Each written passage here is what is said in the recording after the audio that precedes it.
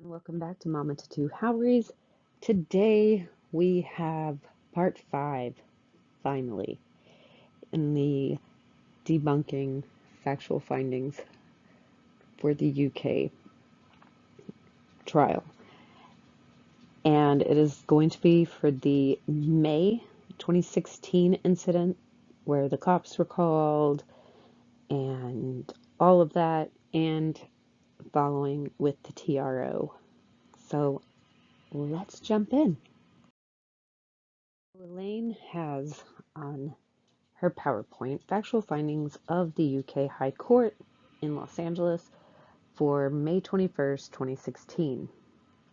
It states that Mr. Depp ripped a phone from Miss Heard's hands and threw it at her, striking her cheek and eye.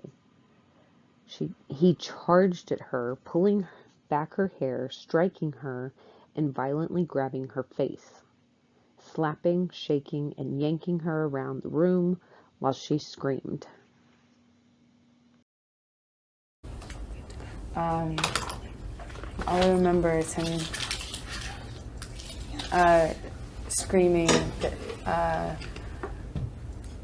these expletives at my friend Io and telling her that she could have me now, and then he threw his arm back and he threw the phone, what appeared to be very as hard as he could at my face. Put my head down. I said, "You hit me." I was crying. I said, "Johnny, you hit me," because then I start hearing things being smashed, and I said to him, "Honey, you hit me in the eye, my eye," and I start crying, and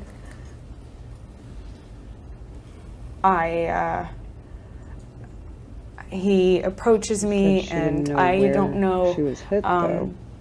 if Just he, like she felt if like I she in got here hit feeling him somewhere. approach, anticipate to try to get up, or if I help him help me up, or if he just did it all by grabbing my hair. But for some reason, I had some aid in getting up off the couch by him grabbing my head, mostly on my right side, the impact of which was significant in and of itself. He grabs my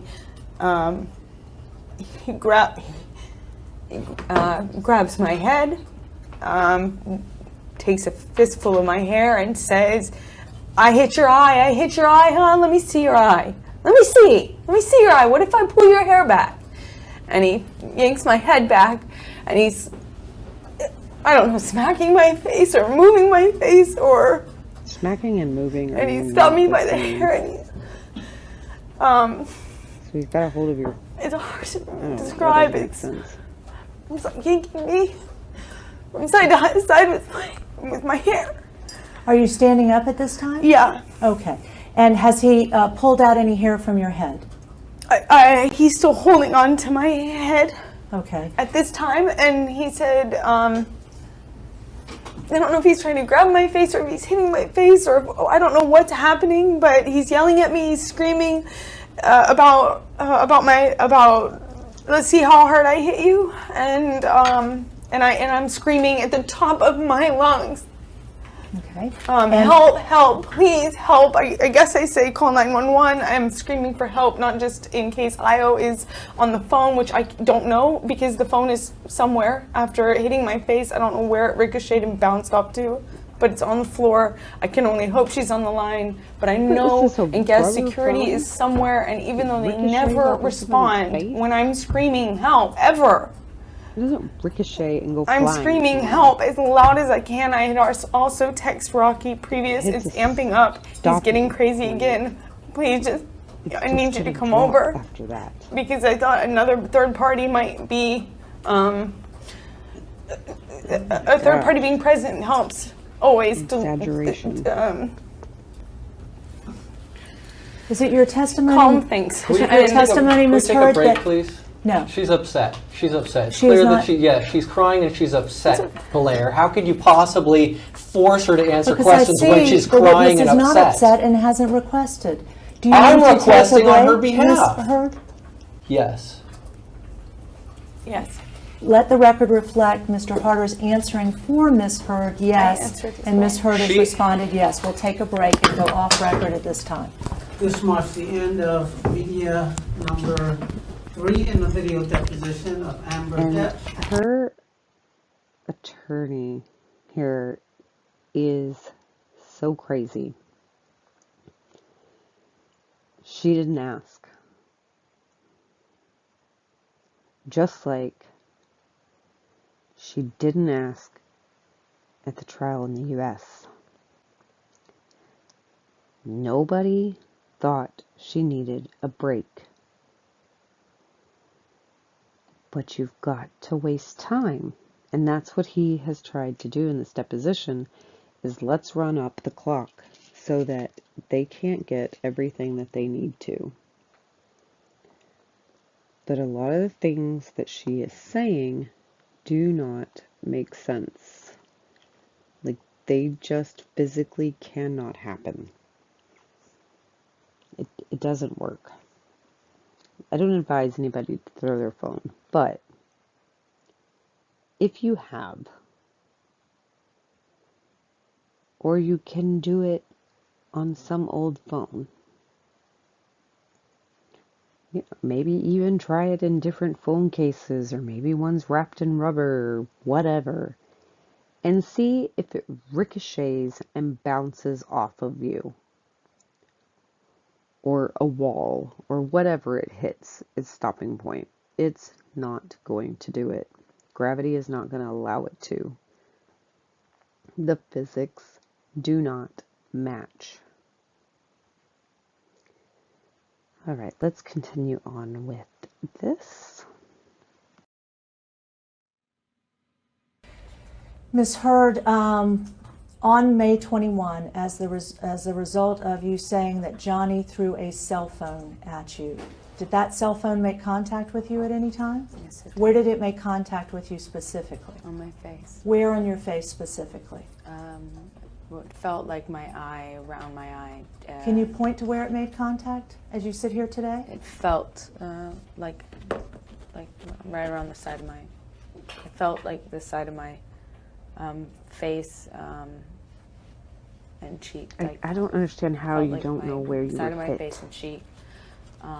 But in being Felt like? pulled around by my hair, I somehow incurred some bruising on my body, and my She's head focused was, on this part. That was the question. Listen sorry. to the The other one question. are getting sidetracked because she rambles and she's going to reveal too much. Where did you incur contact with the phone you say Johnny threw at you? Asked and answered.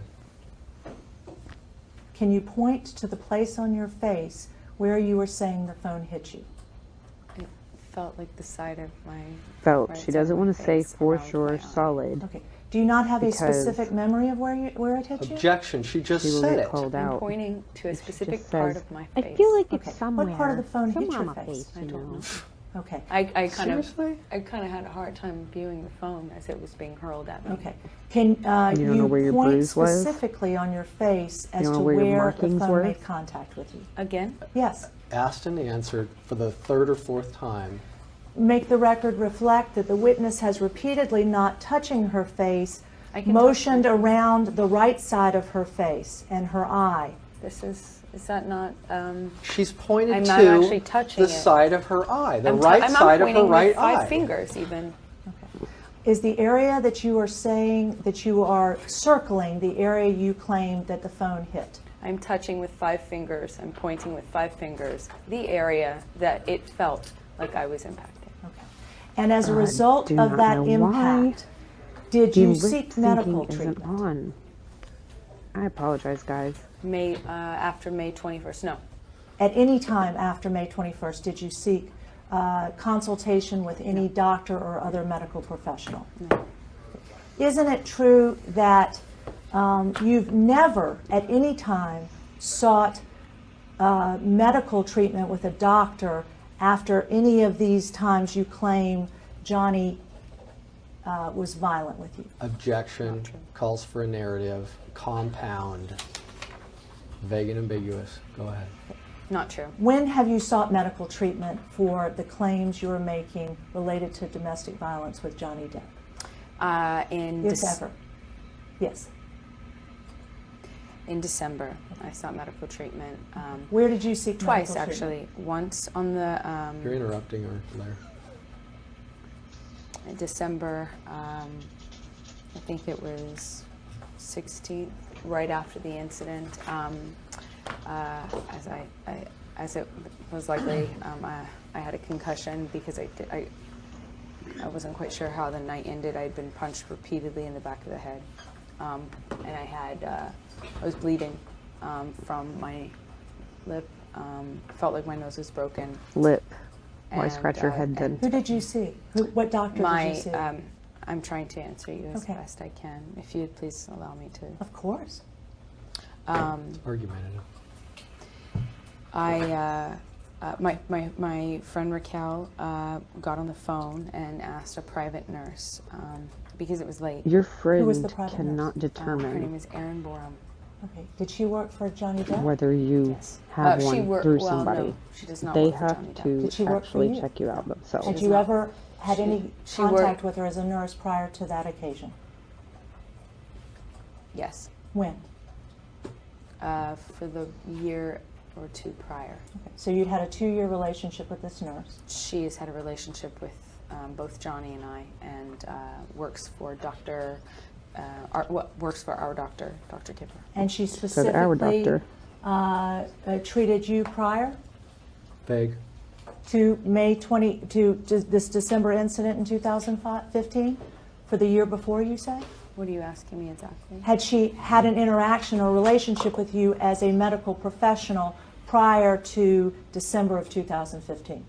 Asked Yeah. and answered. Yes. And isn't that true that she had that relationship because she was advising you and helping you with a drug issue? No. that She is never not- discussed a drug issue or Wait. helped you? Vague and ambiguous as to the term drug issue. Did she have a drug issue? Did she ever assist you or have a drugs? relationship with you regarding any drug-related matters connected with your personal health? Vague regarding drug-related matters. Oh, but y'all can If you use mean illegal Johnny's drug, no. drugs. How about prescription drugs? Yes, as she's a nurse who works for my doctor, and she was traveling as Johnny's backup 24-hour nurse for his sobriety She didn't ask issues and about his Johnny, she detox asked about post his you being opiate, treated for detox. drugs. When you, And so she was around. She was when you not his claim backup you sought nurse. medical She treatment was in December Amber's personal 2015, nurse. Twice. did you go to a hospital?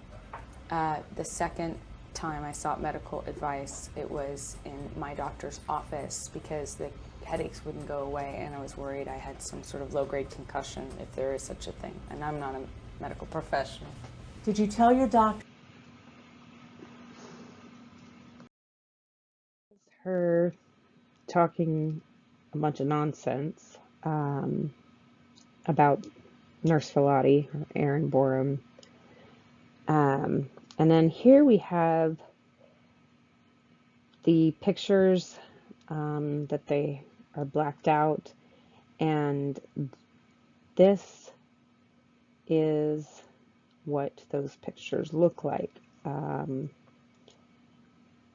It looks red.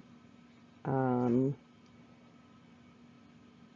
guess it's supposed to look like a phone shape right here. But there's this here, and then in this one it's here, and you don't see this stuff. Little bump there, that actually looks like maybe an injection, like where something has filled the skin right there. Like, this does not look like anybody that has been beaten. Her lip was bleeding. I don't see any busted lip here. Where are these injuries? Now, these are the two pictures that were submitted, and she says they are two separate pictures. And most of the world, thinks that they are the same picture. One is edited and one edited and more saturated than the other.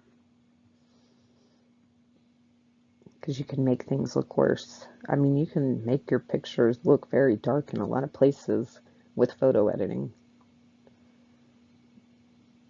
And it's just because of like the shadows and stuff.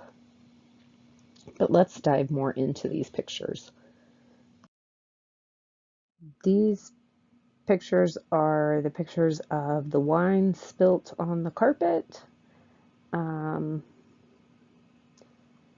so these are those pictures. But you will notice in the body cam video that that's not in there. So when did this happen? Because it couldn't have happened before the cops got there, because it wasn't shown. And it's not just gonna disappear.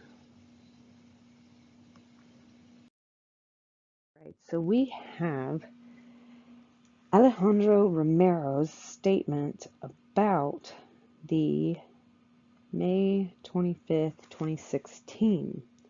And he states in paragraph 10, on Wednesday, May 25th, 2016, I was working at the front desk of the Eastern during my regular work hours. At approximately 10:30 p.m., Miss Heard walked into the lobby accompanied by Raquel Pennington. I know Miss Pennington to be a resident at the Penthouse 1 of the Eastern and a friend of Miss Heard's.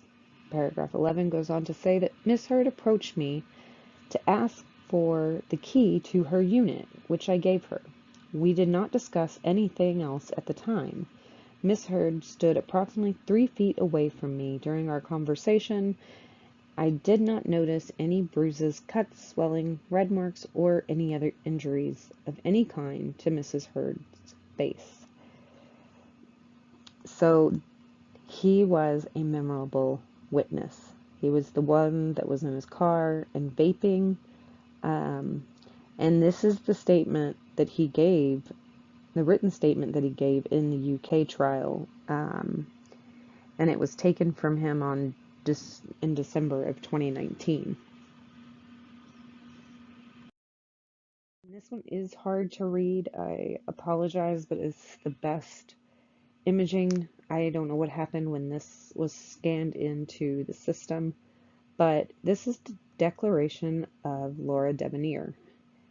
Laura Debonair was the interior designer of the properties and stuff, and she had become friends with Amber.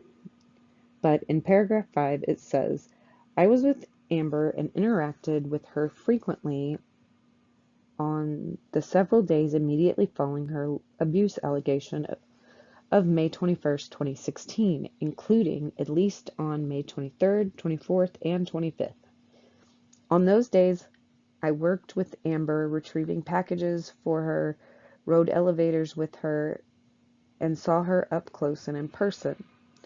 On none of these days immediately following the abuse claims did I observe any signs of physical abuse or injury, including any redness, swelling, cuts, bruising, or damage of any kind. I have never seen Miss Heard with any signs of physical abuse or injury, including redness, swelling, cuts, bruising, and damage of any kind.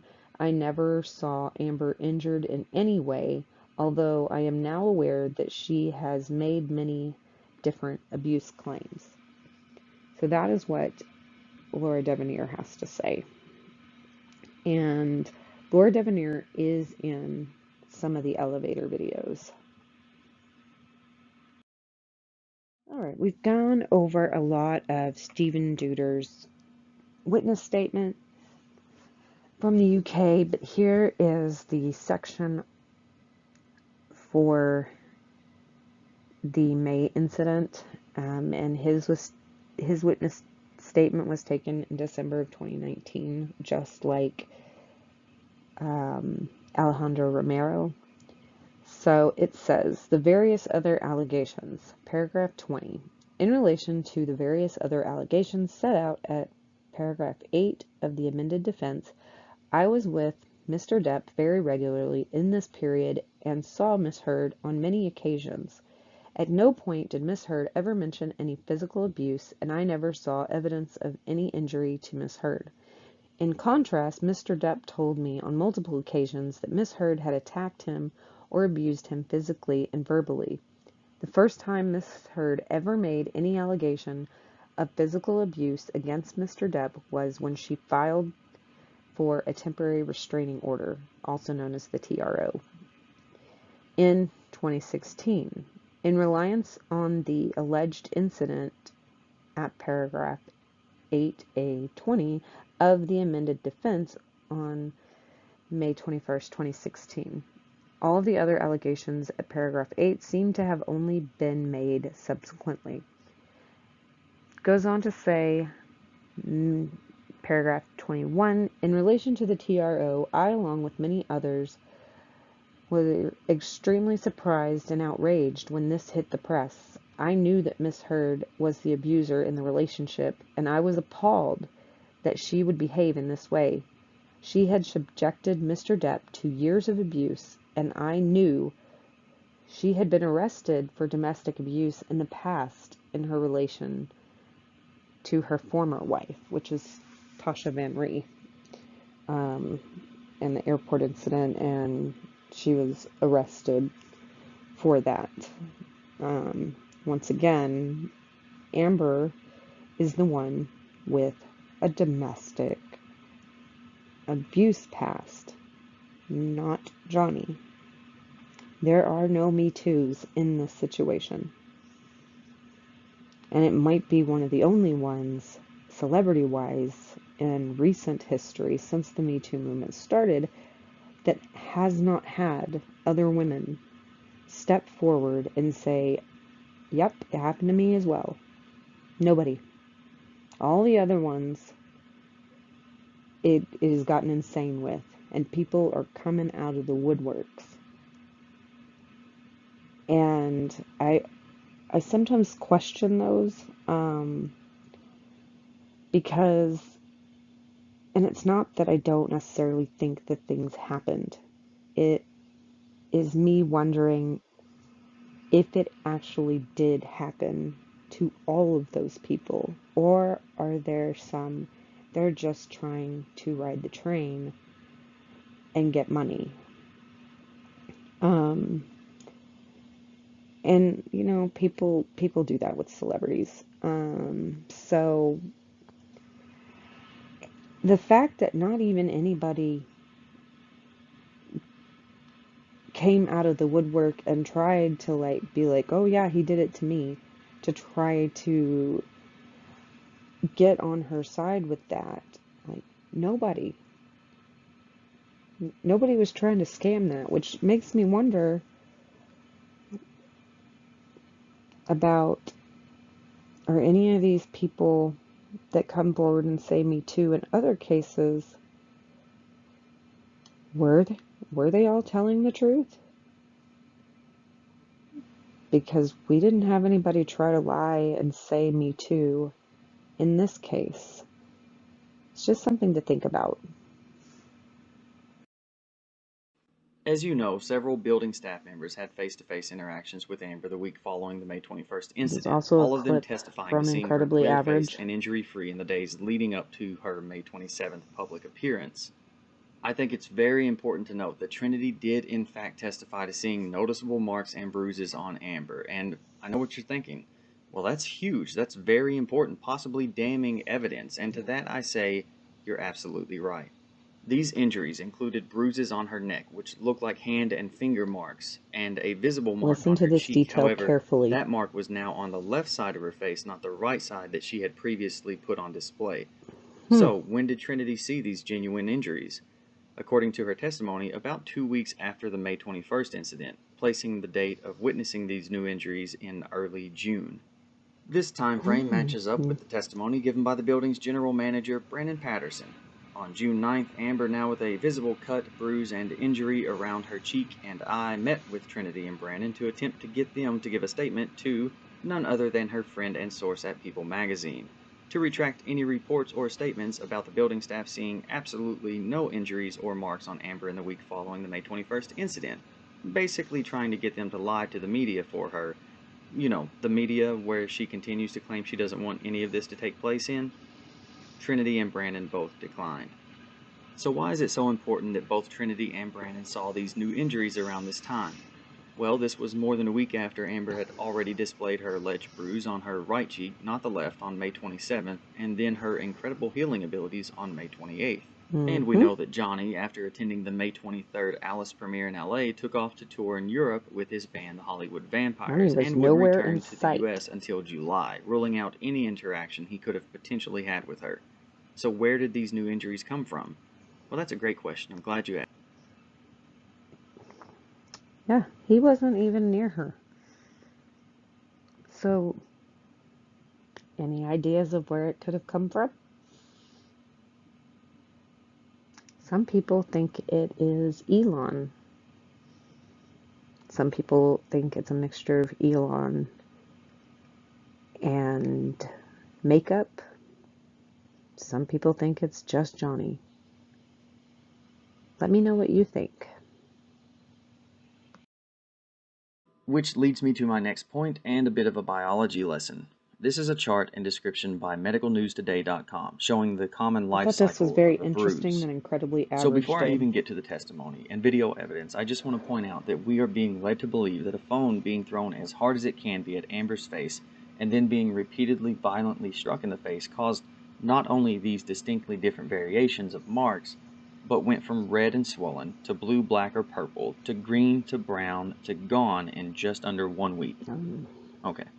With that out of the way, let's get to the bruise, video no and bruise, testimony. just one day apart. Assuming that this was the day before the mark completely disappeared from her face, it's safe to say that any time during the days before this, the mark would have been larger, darker, and much more discolored, and certainly more It's noticeable. really cool how he So did has that. anyone come forward yet But to yes, testify that that's they kind of saw how it injuries should to be Amber's face during the looking. week leading up to this?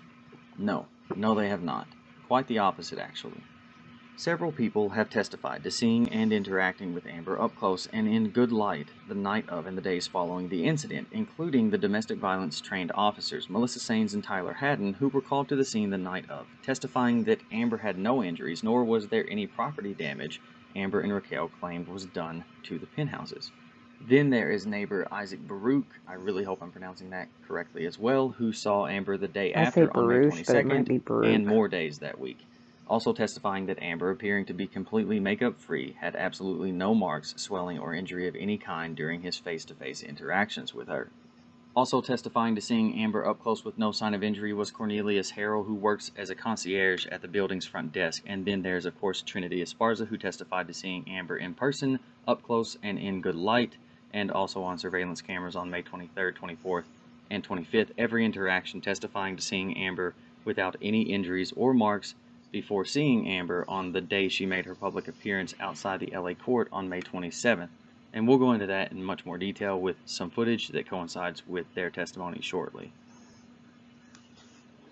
So that was just a little bit on the bruises and the way it should look.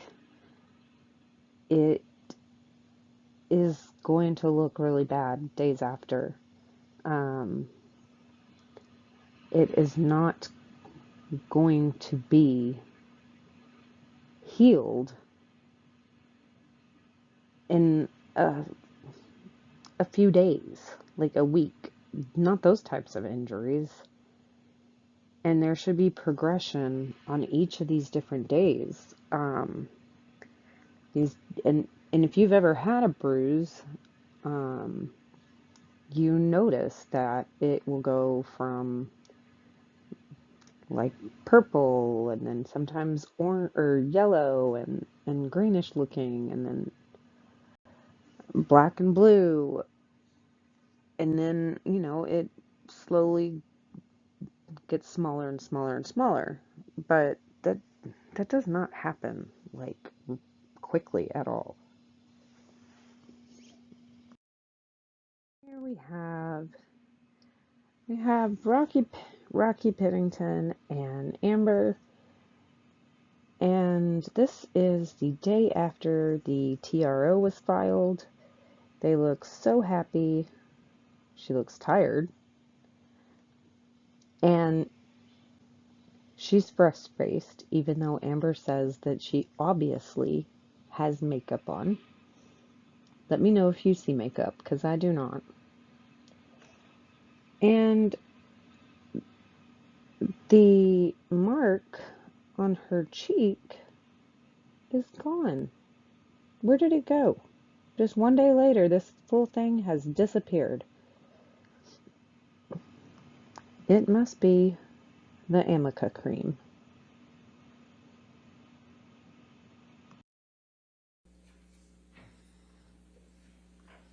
Can you publish it?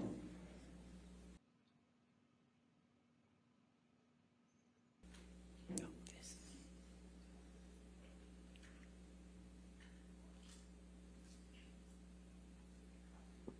This is another photo.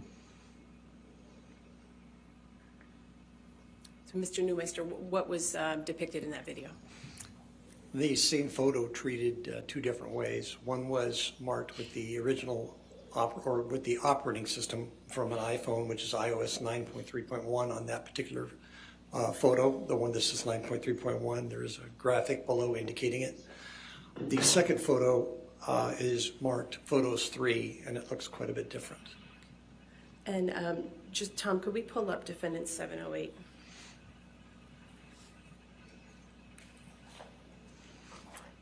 Mr. Newmeister, does the image in Defendant 708 appear to be similar, same photo as metadata what was depicted in expert. your demonstrative?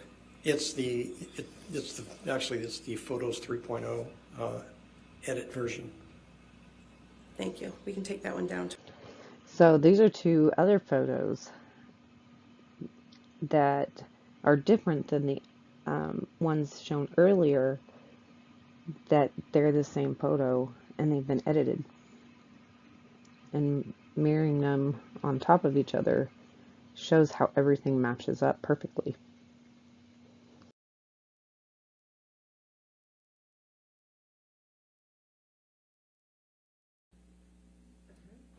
Continuing on with Mr. Newmeister. Sorry, Your Honor. What exhibits are these that are in this video? It doesn't say. I don't know. Yeah, I tried to get my question out a moment ago. Defendant 712 and 713, Your Honor. Okay, 1306 then will be demonstrative as identified in public. And if we could go ahead and play that, please. Tom?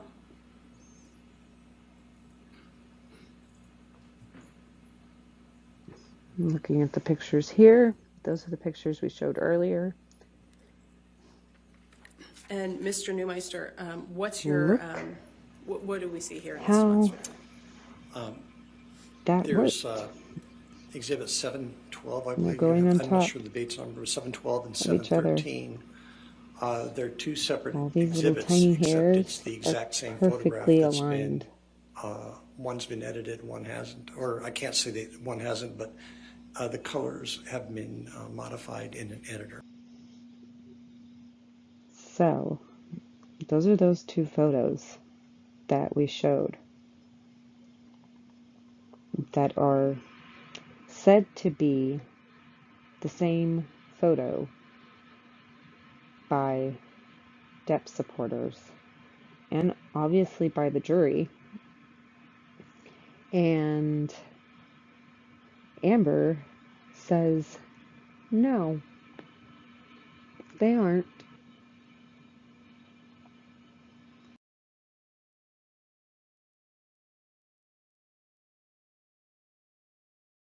Not as a demonstrative, Your Honor. All right. This is going to be You Julian identify and Ackard, publish to the jury as Ms. demonstrative. Heard's metadata to rebut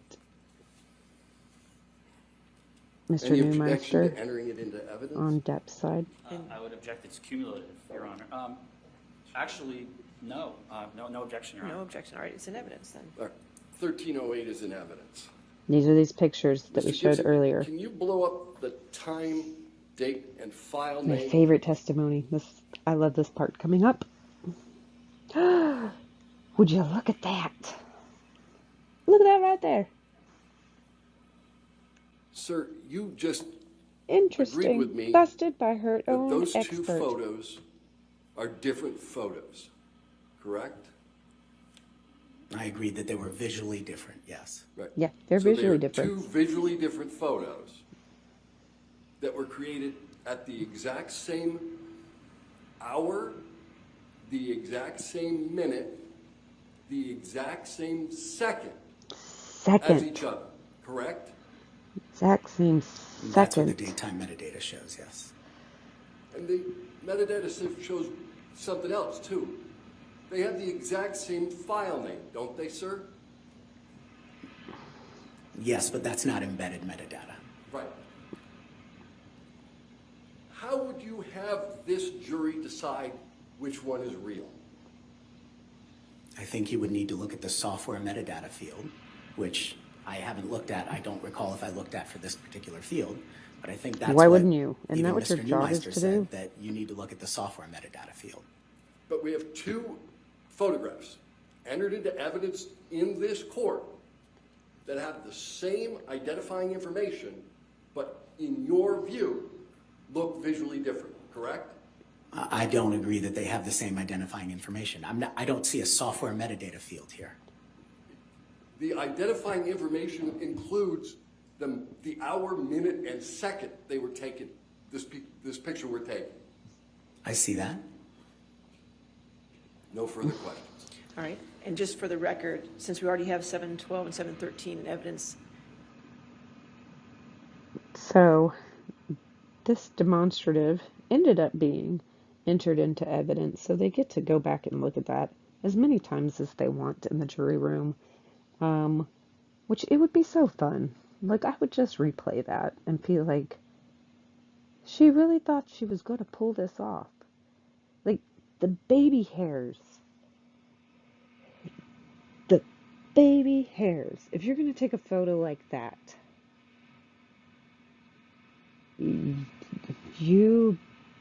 it's going to take a lot more than just editing certain things. So it was very interesting, down to the second. And she wants to blame it on different lighting. And the impossibility of changing the lighting, getting in the exact same position, and taking the picture, that is going to take more than 1 second. And that is why this demonstration blew her case up.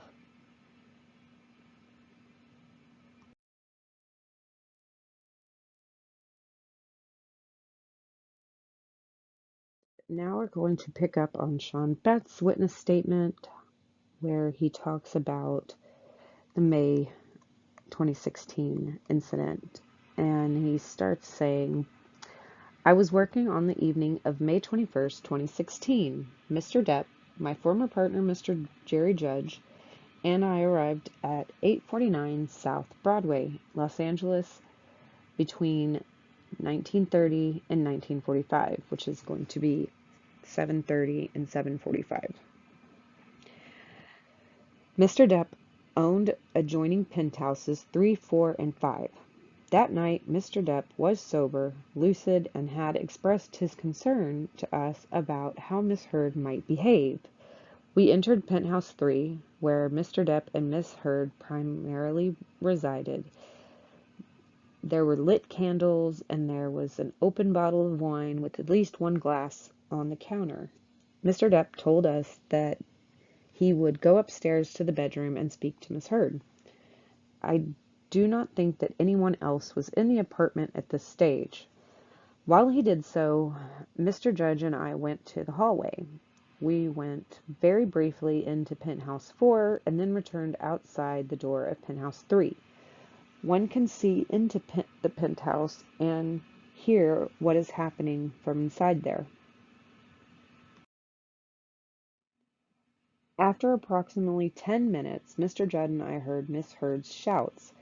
I could not make out what she was saying, but we immediately entered the penthouse. I had been told by Mr. Depp, solicitors, that the defendants allege that Miss Heard tried to telephone one of Mr. Depp's trusted employees. She did not call me or Mr. Judd, and the only reason why we entered the penthouse 3 was because we had heard these screams. Paragraph 13. When we entered, we saw Mr. Depp standing approximately 20 feet away from Miss Heard, who was standing by the couch. As soon as Miss Heard noticed that we had entered the room, she looked very surprised. Her demeanor then changed, and she pointed at Mr. Depp and screamed to us the words to the effect of, "If he hits me one more time, I'm calling the police." I believe that Raquel Pennington was in penthouse 3 at this stage. I understand from Mr. Depp's advisor that Miss Pennington and Miss Heard have both testified that Miss Heard summoned Miss Pennington by text around 8:06 p.m. that night, and that Miss Pennington rushed down the hall from penthouse 5 to penthouse 3 to assist.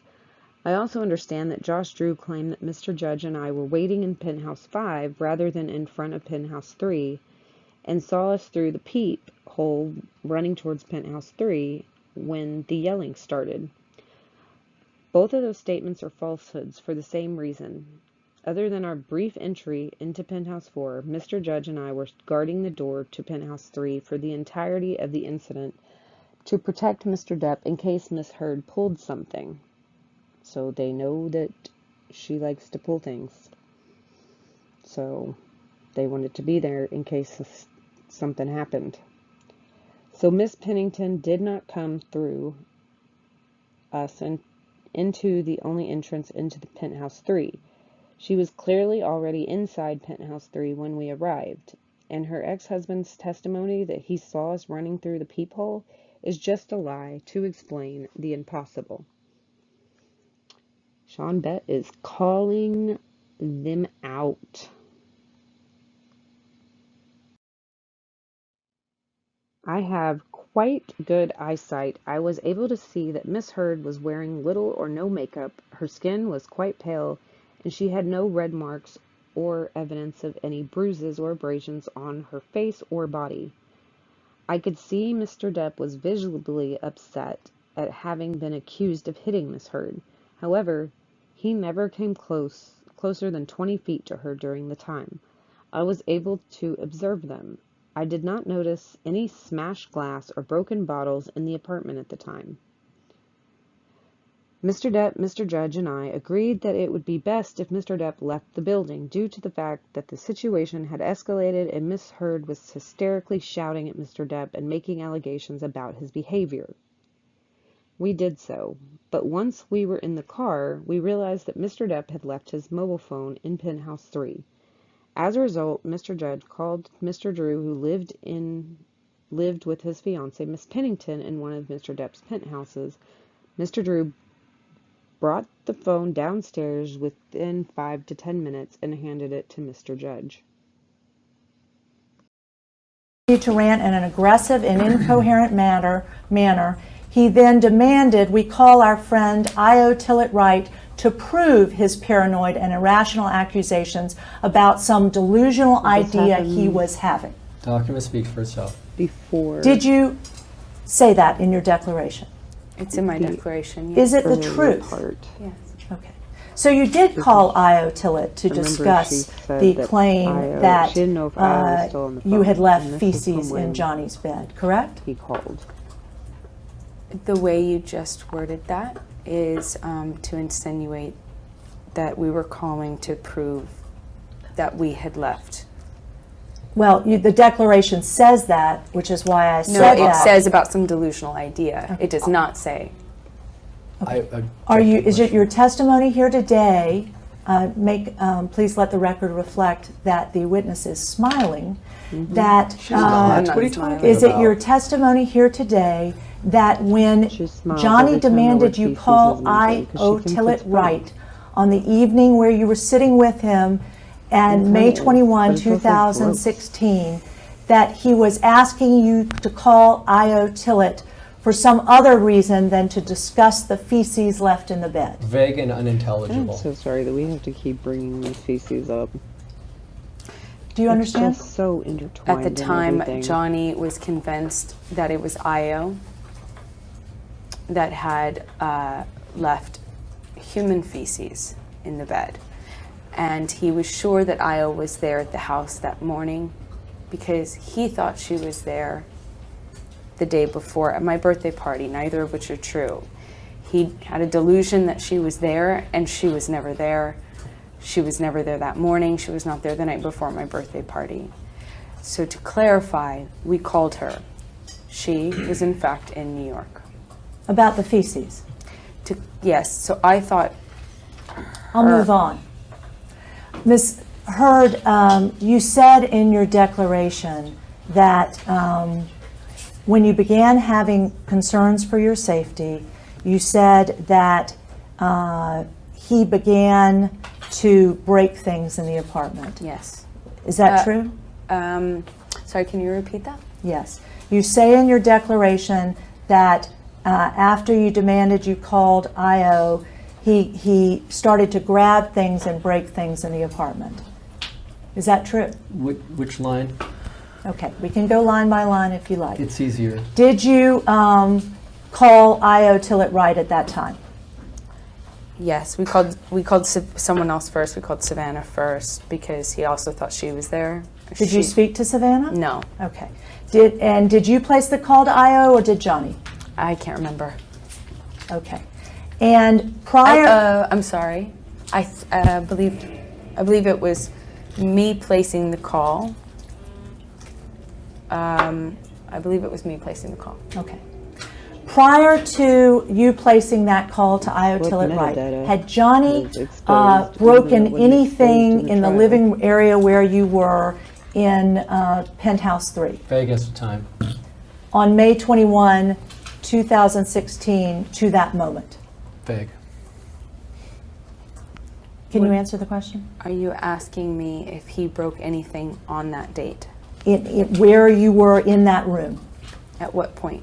Any time since he arrived that night? Vague as to time. Up until?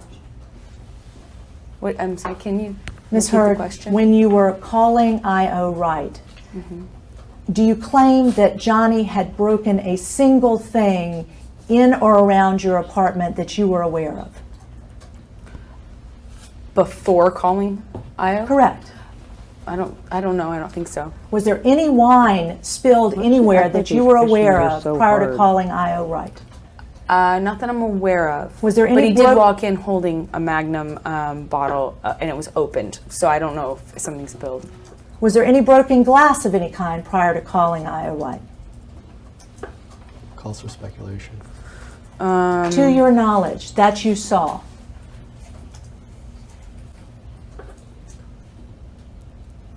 I can't remember.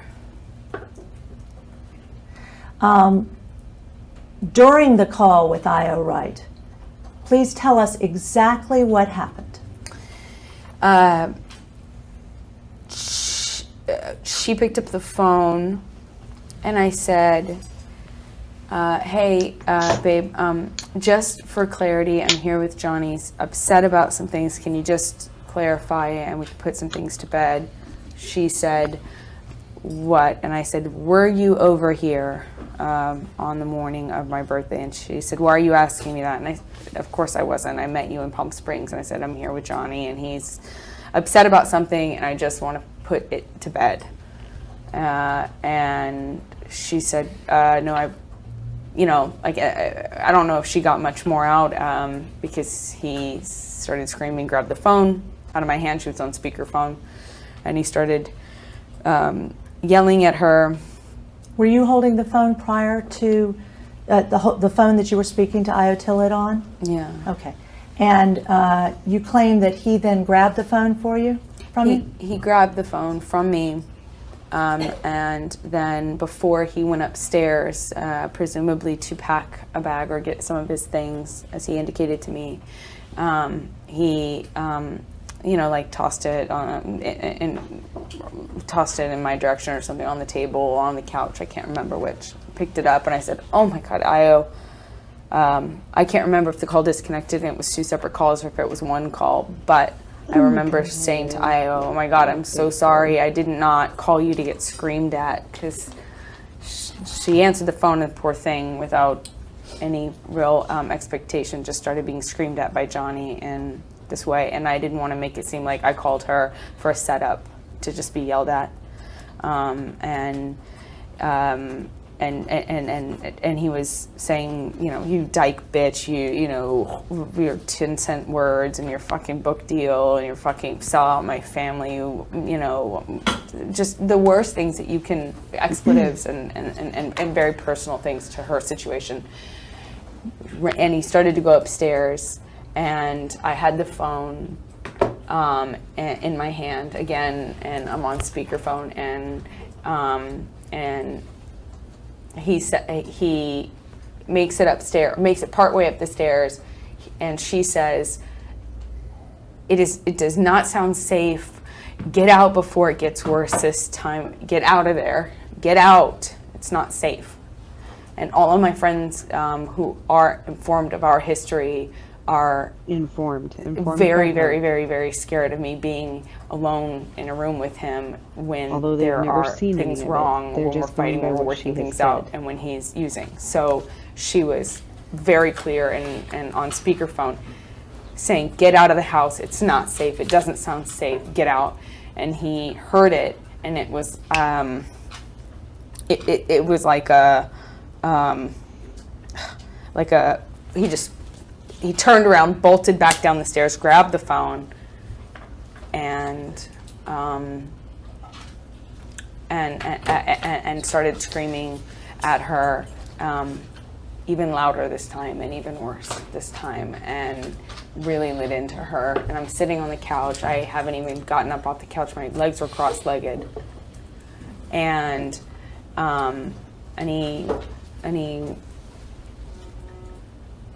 he says, "You want her so much, you dyke bitch. You want to be her man now. You want to be a man to her now. You can fucking have her."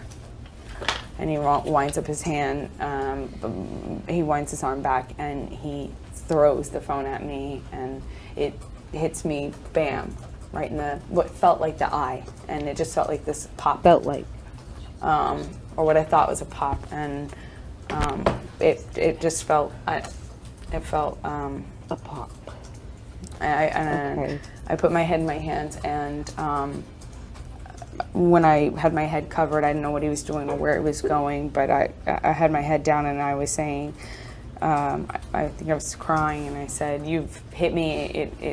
And I could hear him yelling and knocking things over, and I wanted him to know that that he had hurt me, because sometimes he wouldn't remember these incidences. And so I remember I said, "Johnny, it hit me in the eye, and I don't know if it felt like it just felt like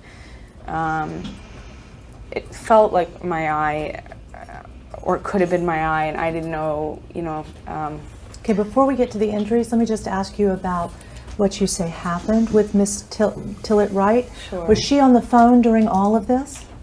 Yes, but at the time I wasn't sure, because the phone, after it impacted my face, fell on the ground. Okay. Isn't it true that, Ms. Heard, you yelled to Tillett Wright to call 911? I don't remember yelling that. I'm sure. I'm sure I yelled, "Help, help." I don't know. It was traumatic. Isn't it the truth, Ms. Heard, that you swore in your declaration at line 11, page 3, that I then yelled out, quote, "Call 911," end quote? Yeah, then I said that. This was taken immediately after, and it's been a while. Okay, so you did yell for Tillett Wright to call 911, correct? Yeah. Okay, but didn't you testify earlier that you had kept these abuse allegations secret? Not from everybody. Okay. There was, like I said earlier to you, my select group was starting to become more and more informed of it as time went on. So at the very beginning, I would only tell my mom, somebody who understands this sort of situation. So your mom, you told her that you've been physically abused by Johnny Depp? Yeah, I would tell her from the almost at the very beginning. I confided in her. That's why I have pictures. Yeah. Okay. So from the very beginning to this incident, May 21, you had confided in your mom? Yeah, I think I probably hit the first few incidences, but very, very soon into it, I started to tell. Okay. And you confided in other people, including your friends, correct? Therapists until it became problematic. Okay. When you confided in your therapist, when did you confide in your therapist that you've been a victim of domestic violence? I'm just going to object on grounds of the therapist privilege. She's just told us what she told her therapist. Therefore, under the law, she's waived any claim as to privilege for me asking her about what she told her Well, therapist. that may have been inadvertent. I'm asserting it right now. If I didn't catch it the first time, it was probably quick, and I apologize. Ms. Hurd, when did you have this conversation with your therapist about these events? We don't have to get into the specifics of what you told her or him. When did you have the conversation with your therapist last about these events? Privileged, don't answer. I'm asking you for the date or the month. I don't mind if you ask on what day and month you had a therapist and spoke to a therapist, but when you add in these events, now you're getting into the privilege. So you just need to narrow it down a little bit. When was the last time prior to May 21 you'd spoken to a therapist? I don't remember exactly. Did you have a regular therapist? We had a couples counselor, or a couples counselor. And I saw someone for about a year by myself as an individual. And then we attempted to have a couples therapist prior to that. But it didn't stick. And then I saw someone on my own at the beginning of Johnny and I's relationship. She kept looking at the jury. She needs somebody. At the point that you were on the phone still with Io Till It Right, not really. Was Raquel Pennington ever in Penthouse 5 with you while Io was still on the phone? I cannot be certain when Io hung up the phone because I was not speaking to Io after the phone was taken from me. But you said you cannot be certain. I cannot be certain. Do you want to read back the answer because you were talking to your colleague and she gave an answer?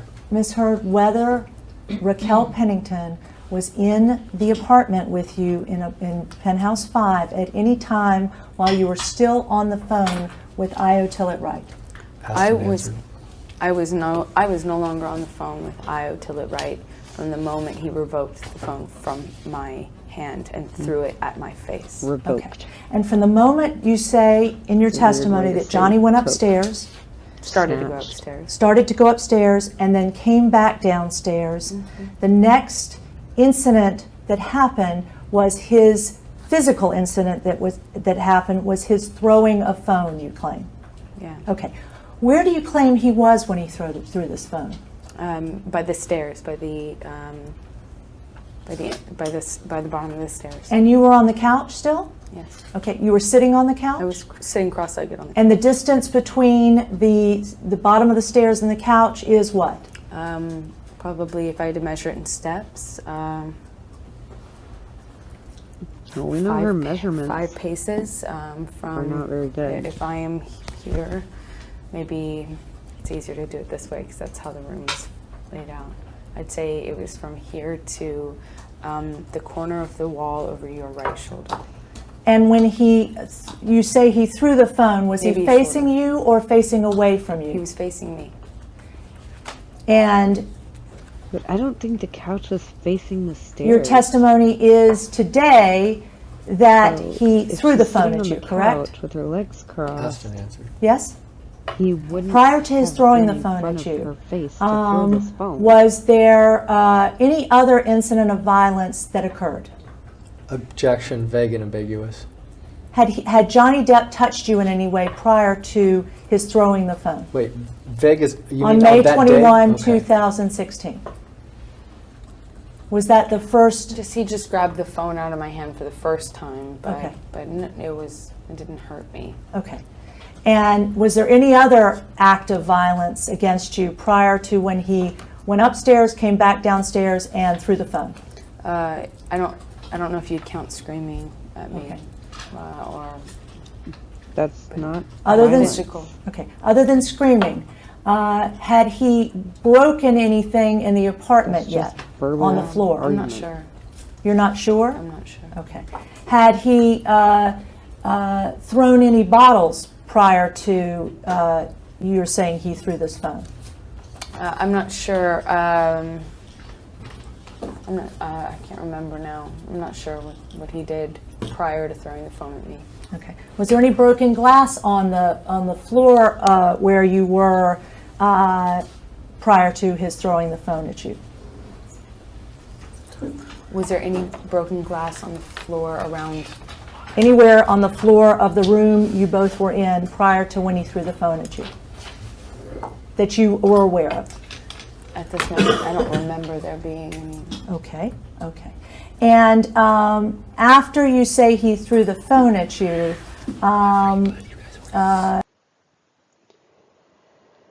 So that is her explanation. A lot of stuff, once again, doesn't make sense. It doesn't add up.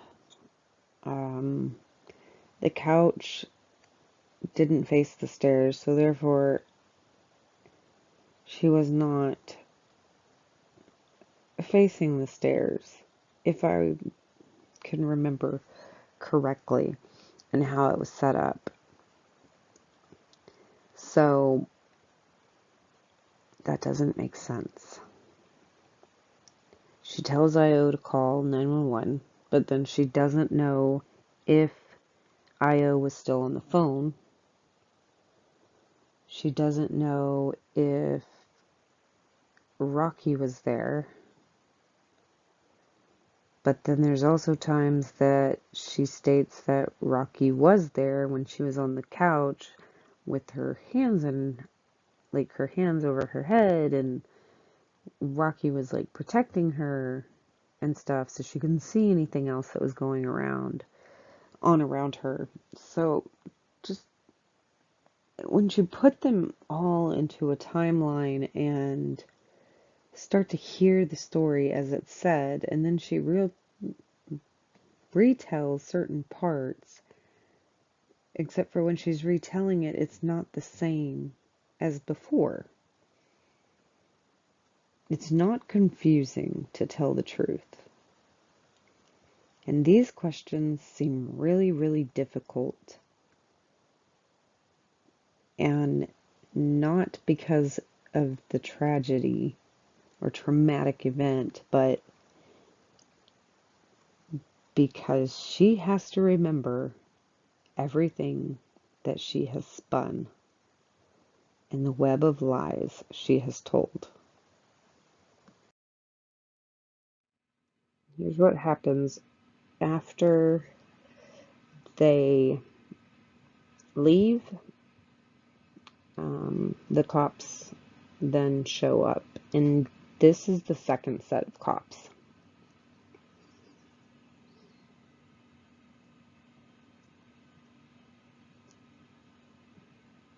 And I believe that was Miss Trinity Esparza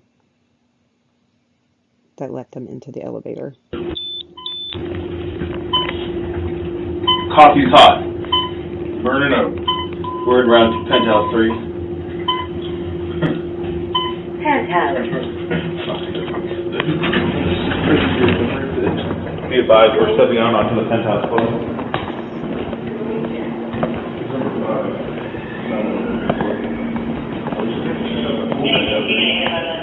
We're all on the floor.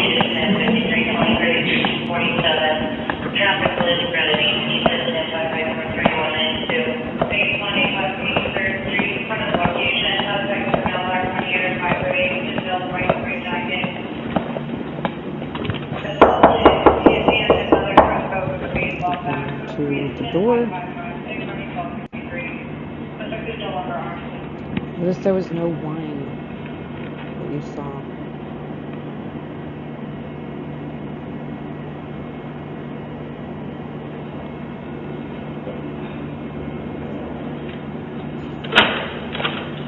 Hello. Officers. How you doing? Doing all right. You guys had somebody come out here earlier already? Yes, we did. Okay. I can't remember their names offhand. We have the card inside. Cyan, maybe?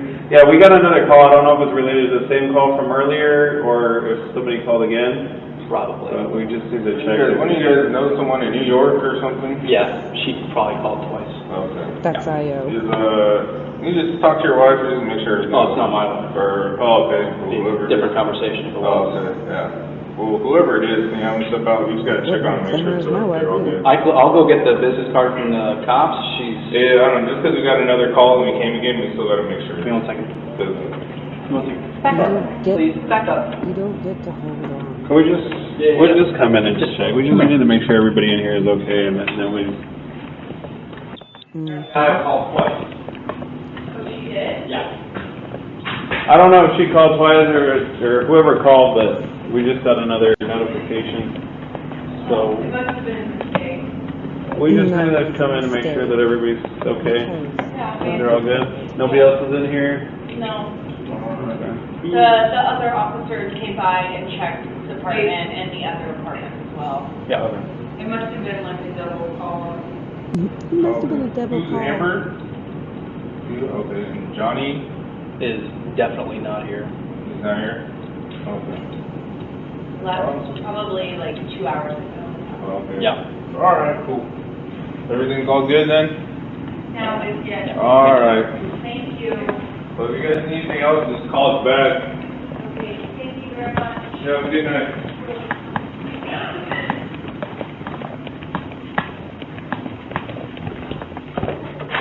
Thank you, officers. Yep, thank you. Have a good night.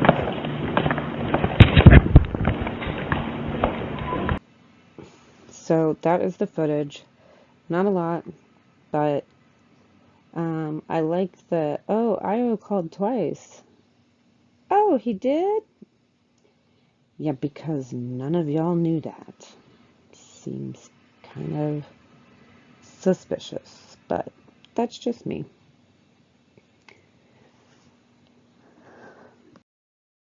And here are the CAD summary reports, and you can see in the yellow at 22:17, and then it says the 849 South Broadway, penthouse 3, and it says that related to a previously verbal argument, only checked residence. So that's one of them. This, it shows up here that IO, right, was the caller, and we have Gosan and 849 South Broadway. It's got the time that the call came in, said that she was on the phone with her friend and she began screaming at her husband. Amber Heard, husband is Johnny. Oh, it says Johnny Heard. That's kind of funny. Male, white, 53 years old, 5'11". And it says it dispatched the units. It was in penthouse 3. when they arrived on Broadway, and then verbal argument only, checked residence, and then when they left. So this is the incident recall report from the LAPD's office and 911 dispatching. Now we have this one that comes in, and this is for Officer Hayden and Sainez, the female cop, and it came in at 2046 for 849 South Broadway for domestic violence. Met with victim, checked location, verified husband left, advised verbal dispute, and refused to give any further information, and issued a business card. So they were the first set of officers that went out. Okay. So that is that. So those are the two calls on the CAD report. And then we've got here, this is going to be the incident details. It gives the time, it gives the Broadway, says that it is a female who refused to identify themselves, which we know is Rocky. Said Penthouse 3, received a call from victim's friend Amber assaulted by boyfriend. The caller refused to give further details. Female declined, called and advised her friend was involved in a domestic dispute. Suspect Johnny Hurd. Still funny that they have it in there as Johnny Hurd. White male, 53, brown hair, brown eyes, 5'11". And the victim is Amber. And then it shows where they went, when they got there. So they have verified that husband left, the victim advised verbal dispute and refused to give any further information, issued the business card, and then they left and the incident was closed out. So this was the first one. And so it's very interesting that there were two calls at the same time, around the same time.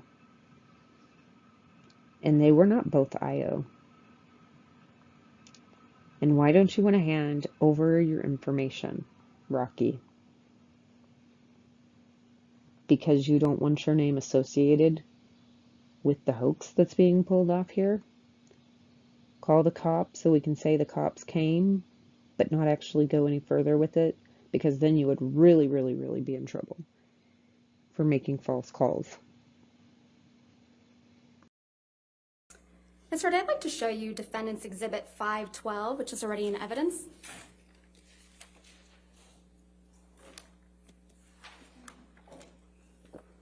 You've seen this photograph before, right? I have. On the second day of your direct testimony, you testified that this was taken in the downstairs of the main apartment on December 15th, 2015. Do you recall that testimony? Very similar. Yes, I believe so. But so it's your testimony that Defendant's Exhibit 512 questionable reflects damage to Penthouse 5 that occurred during the December 15th, 2015 incident. Yes? I'm not quite sure from what incident this is when I see this photo in a vacuum without context. Let's give you that context. Can we please, thanks, if I could have day 16 trial testimony?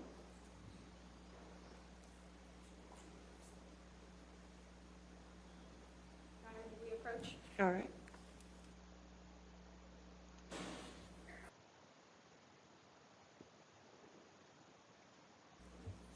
Could you please turn first to page 4585? She gets really snippy in this too.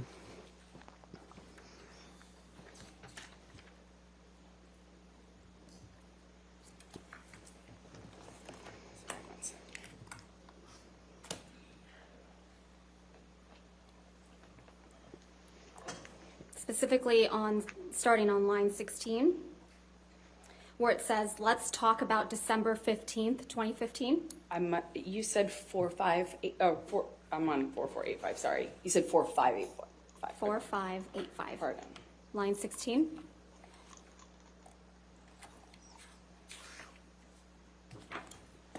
And this is with her rebuttal. This is her being on the stand the second time.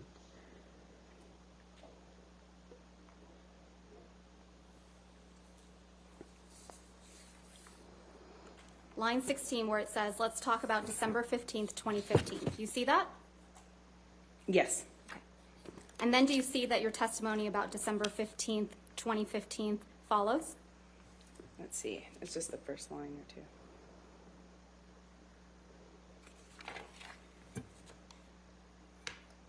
Oh, face. I think she realized she doesn't like what is being done right here. Like an... Yes. Okay. Now I'd like you to crap. turn to page This isn't good. 4603. Starting at line 12. 4603.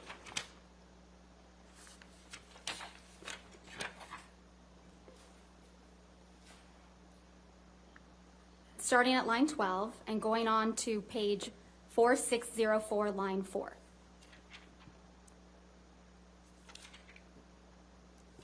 Okay.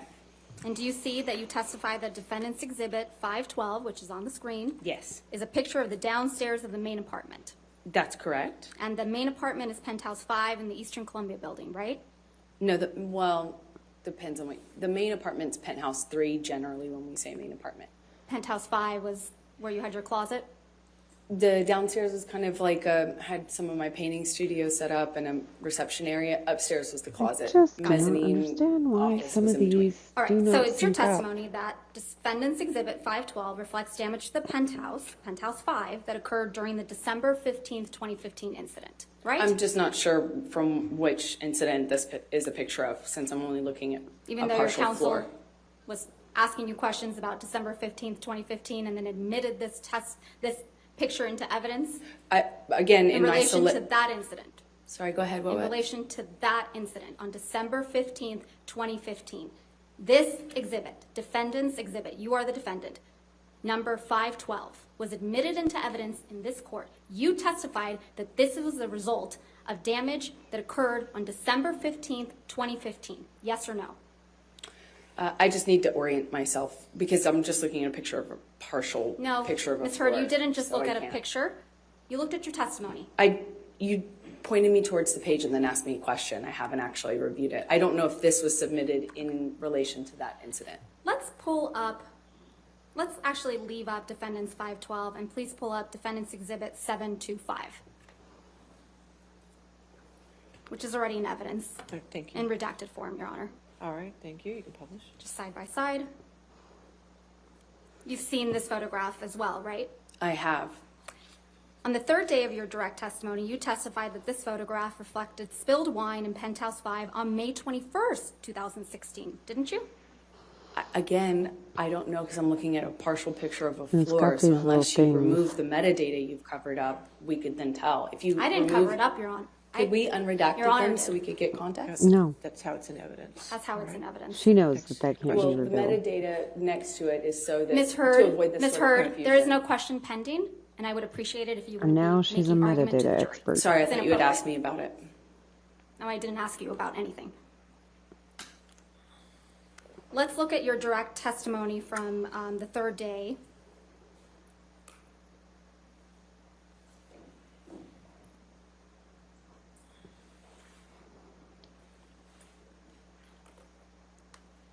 Got DUI guy, ma'am. got Ian Runkle of the Bailey.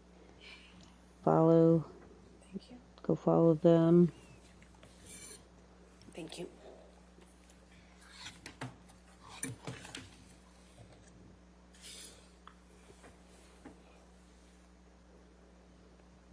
Let's turn to page 4750 in day 17 transcript. Sorry, can you repeat that? 4750.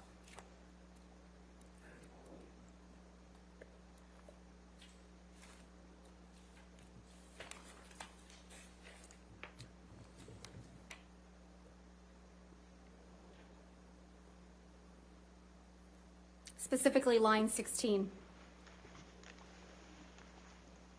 Do you see where Ms. Bredehoff asked you to describe for the jury what took place on May 21st, 2016? I see that. And do you see that your testimony is reflected about May 21, 2015? Yes. That follows? Okay. Yes. Now let's turn to page 4804. At line 14. 4804. Starting at line 14? Yes. Through 4805, line 4.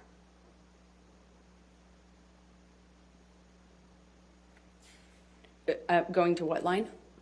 Line 4 at 4805.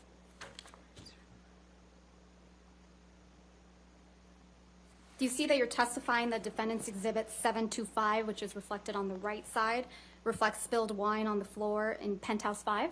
That's correct. Okay. And defendant's exhibit 512 and 725 seem to be different versions of the same picture, don't they? That's correct. Okay. So which is it? Which one was taken on December 15th, 2015, or May 21st, 2016? If you remove the redacted metadata, you can find out. It's right there. Or if you're telling the truth, you would know. Recognize a portion of spilled wine on a floor, and I'm supposed to know off the top of my head when you've No. lived through 5 years of this stuff? I don't think so. That's not how that works. Okay. But you said that those pictures were from that incident when they were brought up and introduced in the trial. You verified that those pictures were for that. And Elaine asked, do you see this picture? Does this picture reflect what happened on December? And she says, yes. And she said, what is it? And then she does the same thing for the May. What is this a picture of? That is, looks like spilt wine and all of that. And does that accurately depict what took place on the May incident? And she says yes. And the reason there is no metadata is because they did not provide any of that to Depp's team. Because it would show the dates are not for 2 different days.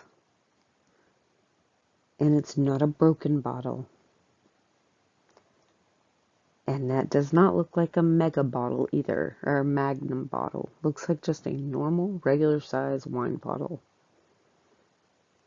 With the same exact imprints and running of the liquid on the floor. Make it make sense.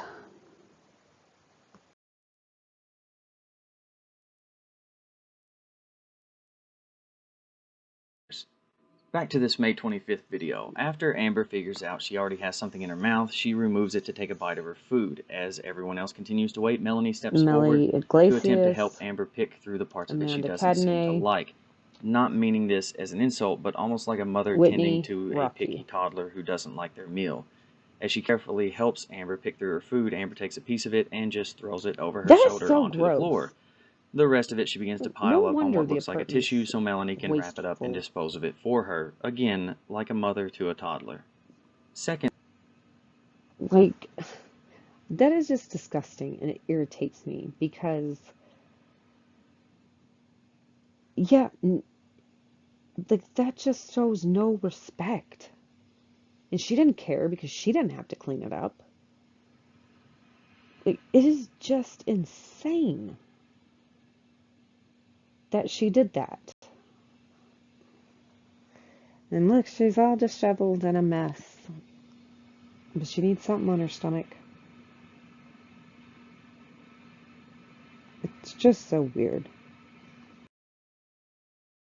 Samantha McMillan also put in a witness statement for the UK trial, stating 5 months later, on May 24th, 2016, I interacted closely with Ms. Heard in Mr. Depp's house in West Hollywood. I went to the house in the afternoon and encountered Ms. Heard. Ms. Heard was not wearing any makeup. There were no visible marks, bruises, cuts, or injuries to her face or any other part of her body. I saw her by the kitchen door during daylight in Mr. Depp's house. She gave me a hug, crying. After hugging me, she began to have an intense conversation in Spanish with Mr. Depp's housekeeper, Hilda Vargas. So this is where she's going to confront Hilda Vargas. 3 days after my encounter with Miss Heard on May 27, 2016, I saw in the media that Miss Heard had gone to court with prominent injuries visible on her face. I knew that she did not have those marks on her face May 24, 2016, when I was with her. And I knew from the news reports that she claimed those injuries occurred when Mr. Depp supposedly violently abused her on May 21, 2016. I was also aware that Mr. Depp left Los Angeles on May 22, 2016. I therefore knew that Mr. Depp could not have caused those marks that Ms. Heard appeared to have with the court on May 27, 2016, when that TRO was filed. So another person, once again, that has seen her, that says she didn't have anything on her face. We're going to go through a bunch of people and their statements on the incidents. So Sean Bett's witness statement, at the end, he says, I have never seen Mr. Depp being violent to anyone, including Miss Heard, during the long period I have been working for him. In addition, I have observed Miss Heard throwing bottles, glasses, and other objects at Mr. Depp while being verbally abusive towards him. As a rule during these episodes, Mr. Depp remains fairly passive and either tries to calm Miss Heard down or remove himself from the situation, which we know is true because she complains that he runs away and he doesn't stay and fight it out with her. Who wants to stay and have stuff thrown at you, whether it's a fist or objects? No. Then Sterling Jenkins said in his witness statements, my experience of Amber and Johnny's relationship. In the many years I have worked for Johnny, I have never seen him use physical force on Amber in any way, nor have I seen any marks, bruises, or injuries on Amber that suggest she has suffered abuse by Johnny. On the occasions that I have witnessed Johnny or Amber argue, he assumes a passive tone and wants to leave her presence. So he has not seen it. So there's two people. But they say, oh, you know, they work for Johnny, so of course they're saying that. Okay, but what about Samantha McMillan? She wasn't Johnny's employee.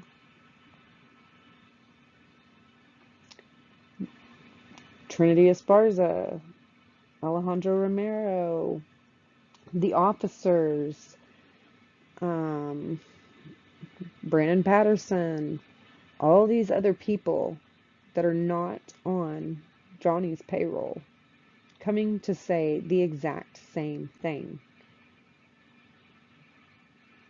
And you don't have one story that matches from anybody. You may have parts that match, but there's the fine details in the rest of it that don't add up. So the story isn't the same. So explain to me why no one has her story. She doesn't even have the same story every time. It's just a question. These are obviously the photos that Rocky Pennington took of Amber in the court when she was filing her TRO, and she's got the markings. Then her publicist, Jody Gottlieb, possibly on the phone with TMZ. And the holding the stomach is so weird.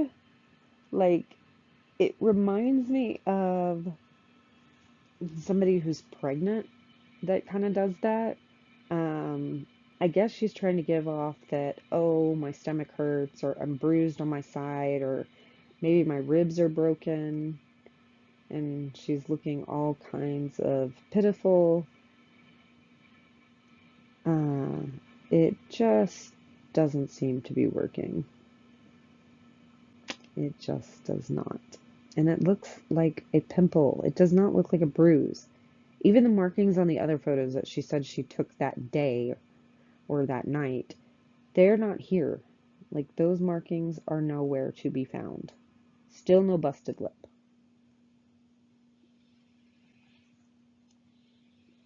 Somebody has to explain these things.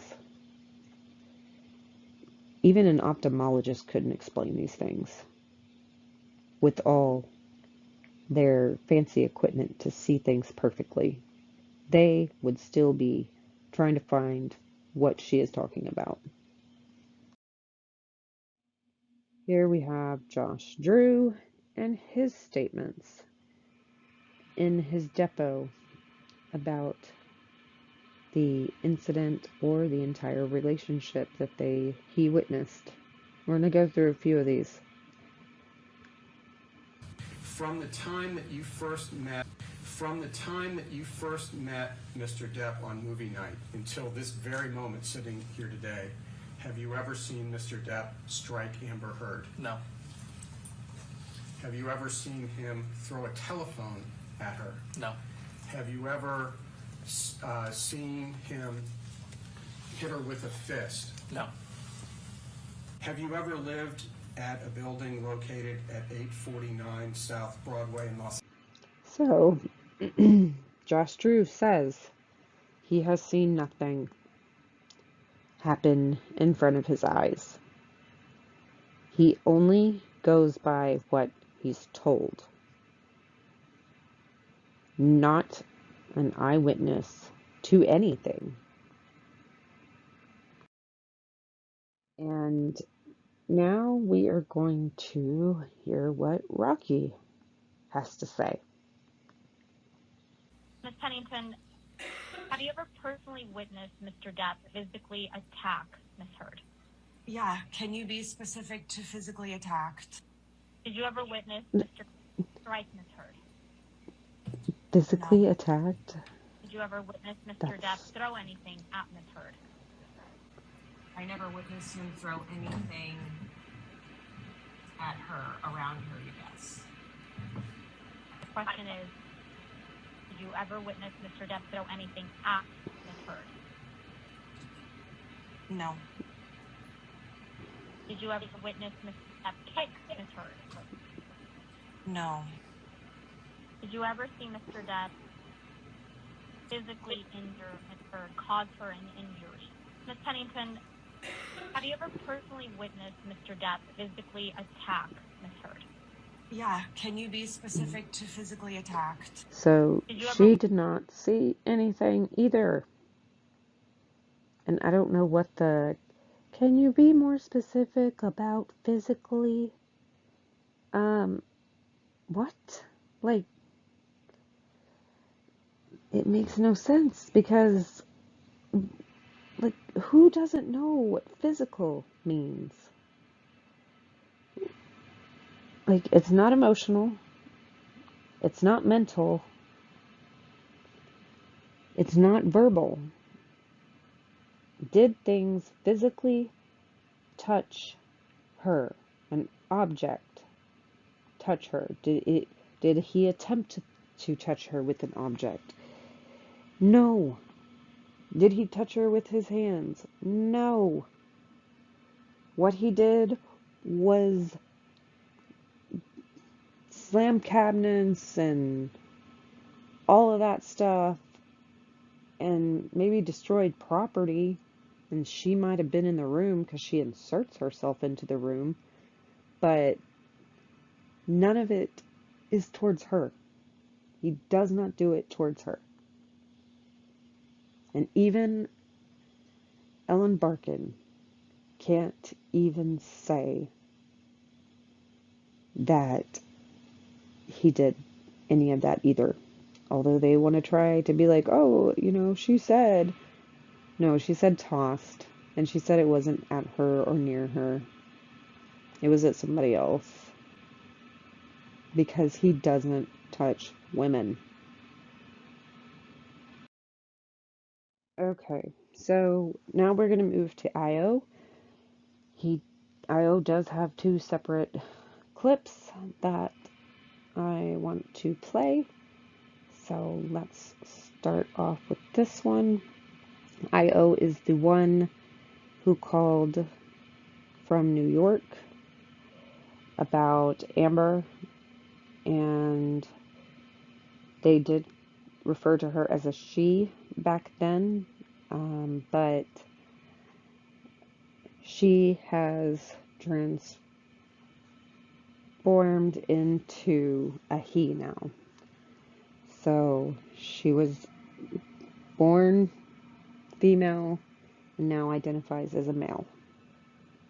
Let's see what he has to say. Okay. Well, let me ask it this way. You never saw Mr. Depp assault or beat Ms. Heard on any occasion, correct? That's correct. I just would like to clarify, Mr. Preciado, that's a question you already asked me, so you're asking me the same question again about whether or not I witnessed Mr. Depp assault Ms. Heard? That's right. No, I have not witnessed that. Let me ask it this way then. Have you ever personally seen Mr. Depp assault or beat Ms. Heard on any occasion? No. Now, back to this same paragraph. He is not happy about being here. My experience of Johnny during the time that we were close, from 2013 through 2015, was that he could be incredibly kind, generous, and loyal. Can you give me examples of his kindness, generosity, and loyalty during that period of time? Johnny, when sober, was lovely and magical and very funny. Johnny, when sober, was incredibly lucid and imaginative, and I felt a kindred connection with him and a shared perspective on the world that I've shared with very few people in my life. Johnny, when sober, understood how much influence he had over people, and he was very kind to them about it and generous with talking to them about whatever came up. And he was also, when sober, very he made time for people's nervousness around him, which I witnessed on a number of occasions. I think he also takes everything. He had his serious to heart. Number of houses on that street, and there was a constant rotation of different people coming to town who could all afford to live somewhere else or stay somewhere else, who he would let and enjoyed. So he did all this for people. And this is how he kind of did his charity stuff too. It wasn't about money. It wasn't about how much money he could give or anything. He gave his time. He gave an ear to listen. He gave words of encouragement. Those are things that he did. And that's what he did with the charities. He doesn't want notoriety. He doesn't want your money. He doesn't want any of that. If you are considered family or a loved one, then Okay. Well, let me ask it this way. he takes care of his own. You never saw Mr. Depp assault or beat Ms. Heard Yes, he struggled with many things, but I just would like to clarify, Mr. Preciado. That's a question you already asked me, so you're asking me the same question again about whether or not I witnessed Mr. Depp assault Ms. Amber Heard? and her friends described. No, I have not witnessed that. Let me ask it this way then. Have you ever personally seen Mr. Depp assault or beat Ms. Heard on any occasion? No. Now, back to this same paragraph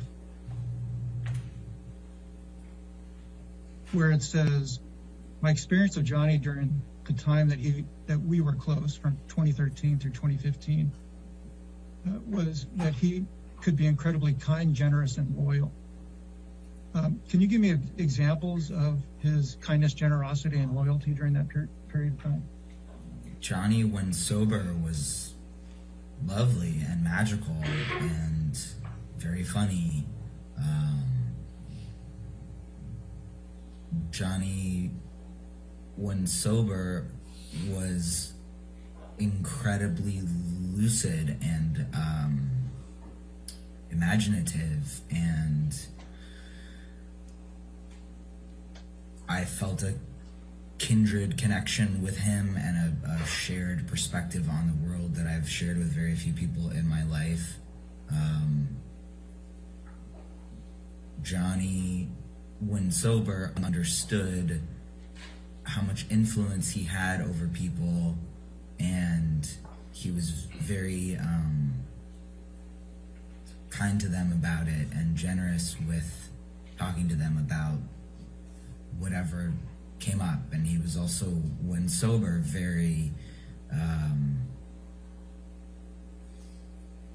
he made time for people's nervousness around him, which I witnessed on a number of occasions. He also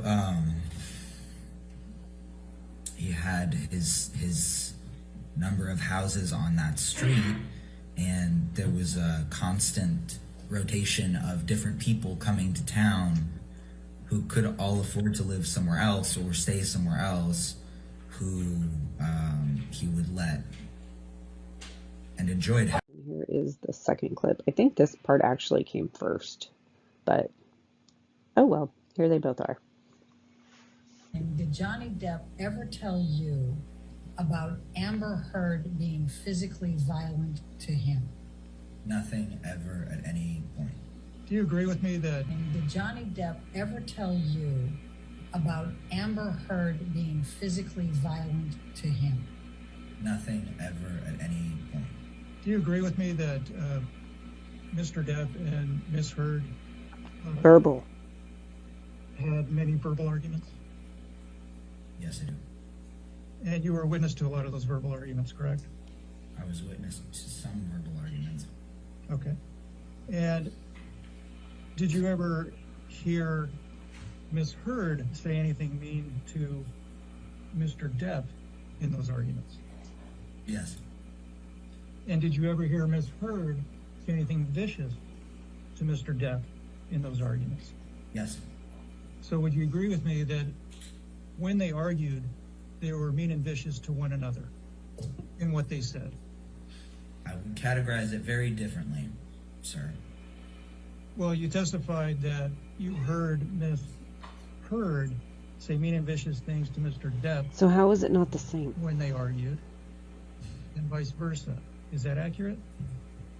Yes.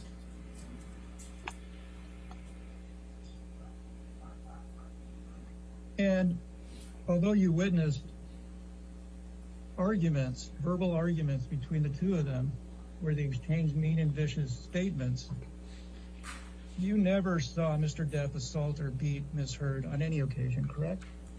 No, I never saw either of them physically assault the other one. Did you ever experience him become violent as a result of or because of smoking cigarettes or joints?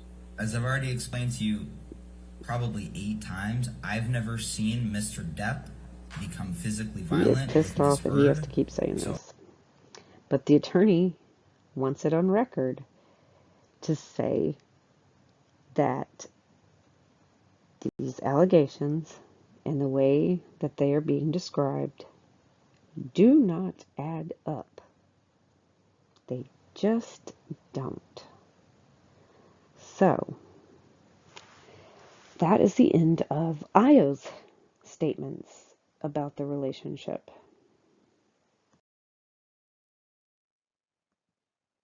And Raquel taking the elevator down to the first floor a little after 9 p.m. As you can see, not only does Amber not try to hide her face, she actually has her hair pulled back, exposing what looks to be a makeup-free right side of her face with 0 signs of injury, again with everyone seeming to be in a good mood. And Raquel taking the elevator down to the first floor a little after 9 p.m. As you can see, not only does Amber not try to hide her face, she actually has her hair pulled back, exposing what looks to be a makeup-free right side of her face with 0 signs of injury, again with everyone seeming to be in a good mood.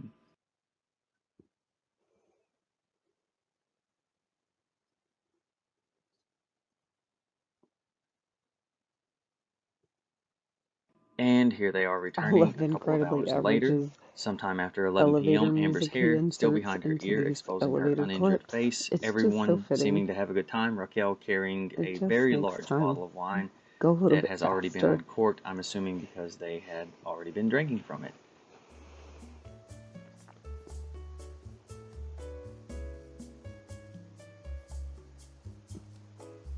Why would you stop and stand in the middle of an elevator door?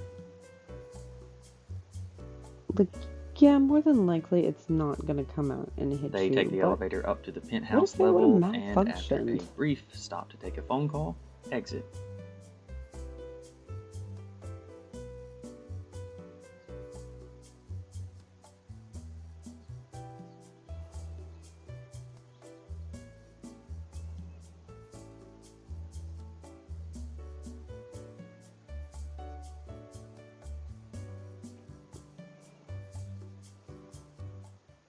I do want to back this video up really quick to these couple of playful looking screenshots. Trinity Esparza, when recounting what she saw in surveillance footage that night, testified to having witnessed this take place, and also something from the mezzanine hallway camera as the women came back and just before the elevator door opened. She testified to seeing Whitney pretend to punch Amber in the face, and then they all laughed about it. Unfortunately, I don't have that footage right now, but I wanted to give you some context as to what was happening just before these doors opened and why they were all laughing. The next bit of footage actually happens on the same day as this footage that I showed you previously in the video, just earlier in the day on May 25th. Again, 2 days before her public May 27th Bruise Showcase outing.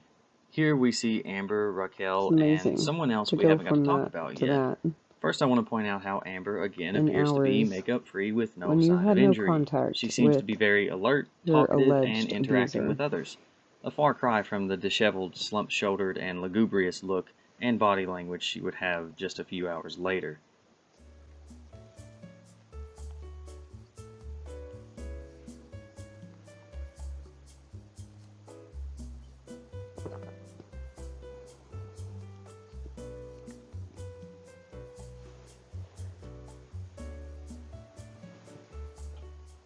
Once Amber exits and her friends wait by the elevator, she approaches the front desk where Trinity Esparza is sitting. Amber is giving the penthouse key to Trinity so she can give it to the housekeeper for her. So here we see Trinity Esparza witnessing Amber up close and injury-free on May 25th. Trinity also testified to having seen Amber on May 23rd and 24th injury-free as well, although it's worth noting that Trinity finally did see Amber with what seemed to be injuries on May 27th, the day Amber went to the LA court to seek her DVRO. However, the injury Trinity described was not this round, brown-looking bruise on her cheek, but rather a red and pink mark and cut around the eye, a much closer resemblance to this alleged injury.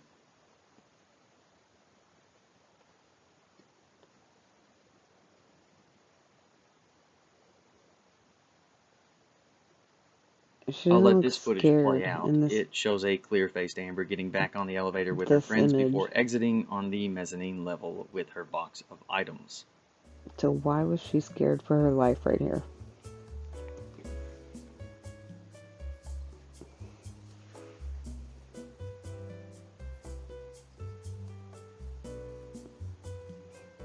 And we go through her statement. Now I want to talk about this friend of Amber's. Her name is Laura Divinir. She is a good friend of Amber's, and she was the interior designer for the former couple's penthouses from July 2014 to sometime in 2016. She has recently given her testimony. She testified that she was with Amber frequently on the days following the May 21st abuse allegations, including at least May 23rd, 24th, and 25th. She also testified to seeing Amber on those days with absolutely no signs of abuse. In fact, she testified to having never seen Amber at any point in time have any signs of abuse or injury, and even though she also knows Raquel, Io, and Amber's sister Whitney, that none of them have ever mentioned anything about abuse. I cannot stress enough that this is a friend of Amber's, who still considers her a friend to this day. I want to point out that in all this footage, we see no signs of injuries on Amber. And before you say, well, what about this dark, shadowy looking spot? Well, that's exactly what it is. A shadow that grows and shrinks, disappears and reappears in concert with the light around it and her movements. Just look at this one, for example. You still think it's a bruise? Well, you shouldn't, because that's Whitney, not Amber. The same can be said about everyone. Don't mistake shadows for bruises. Even Amber. And those are good questions. And even in the trial, noticing how she did her makeup and with the cheek implants, it looked like she had bruises on her cheek then too, because of the way she did her makeup. I don't know if she just needed to blend better or what, but she should just stay fresh-faced. Okay. And there are a lot of facts out there at this point. Here is a summary Saturday, from May Incredibly 21st, Average. 2016. After Amber and her friend's poorly executed hoax attempt failed, they all sat down while speaking with Amber's lawyer, Samantha Spector, and with her guidance came up with an alternate version of what happened that night. Basically, since Johnny left, telling Amber that he wanted a divorce, more on that in a second, Amber, her friends, and her lawyer had to act fast. So she threatened Johnny and his highly valued privacy with lies about public allegations of abuse, unless, of course, he gave in to her demands. You see, on Monday, May 23rd, Amber, knowing Johnny intended to divorce her, and most likely with the advice of her lawyer, beat him to it. Go She subscribe filed, to Incredibly citing Average if you irreconcilable don't differences, already. while sending this, well, let's just call it what it looks like, an extortion letter to Johnny's team. She demanded 3 of the multi-million-dollar penthouses with all expenses and utilities paid for, including the one Raquel and Josh Drew had been living in rent-free. She also demanded the Range Rover and $50,000 a month, with such monthly expenses like $10,000 a month for gifts, vacations, and entertainment, and $2,000 a month for clothes. But she wanted These demands nothing, were given a 4-day deadline to be remember? signed over by Johnny by Friday, May 27th. And that was just to keep her quiet so they could move on with the actual divorce proceedings, where more money and a more complete divorce settlement could be discussed. So here's how I see it. Plan A. Threaten her victim with public humiliation in hopes he will give her everything she wants by giving a ridiculously fast deadline. In the meantime, she lived her life, going to parties, drinking, dinner, hanging with friends and secret lovers, you know, just everyday stuff. Walking around seemingly confident that this would work, making sure to cover her face in photos just in case the hoax ever had to be taken that far, but not really banking on it. Also not banking on what surveillance videos, neighbors, building staff, and friends would testify to seeing or not seeing. I forgot about him.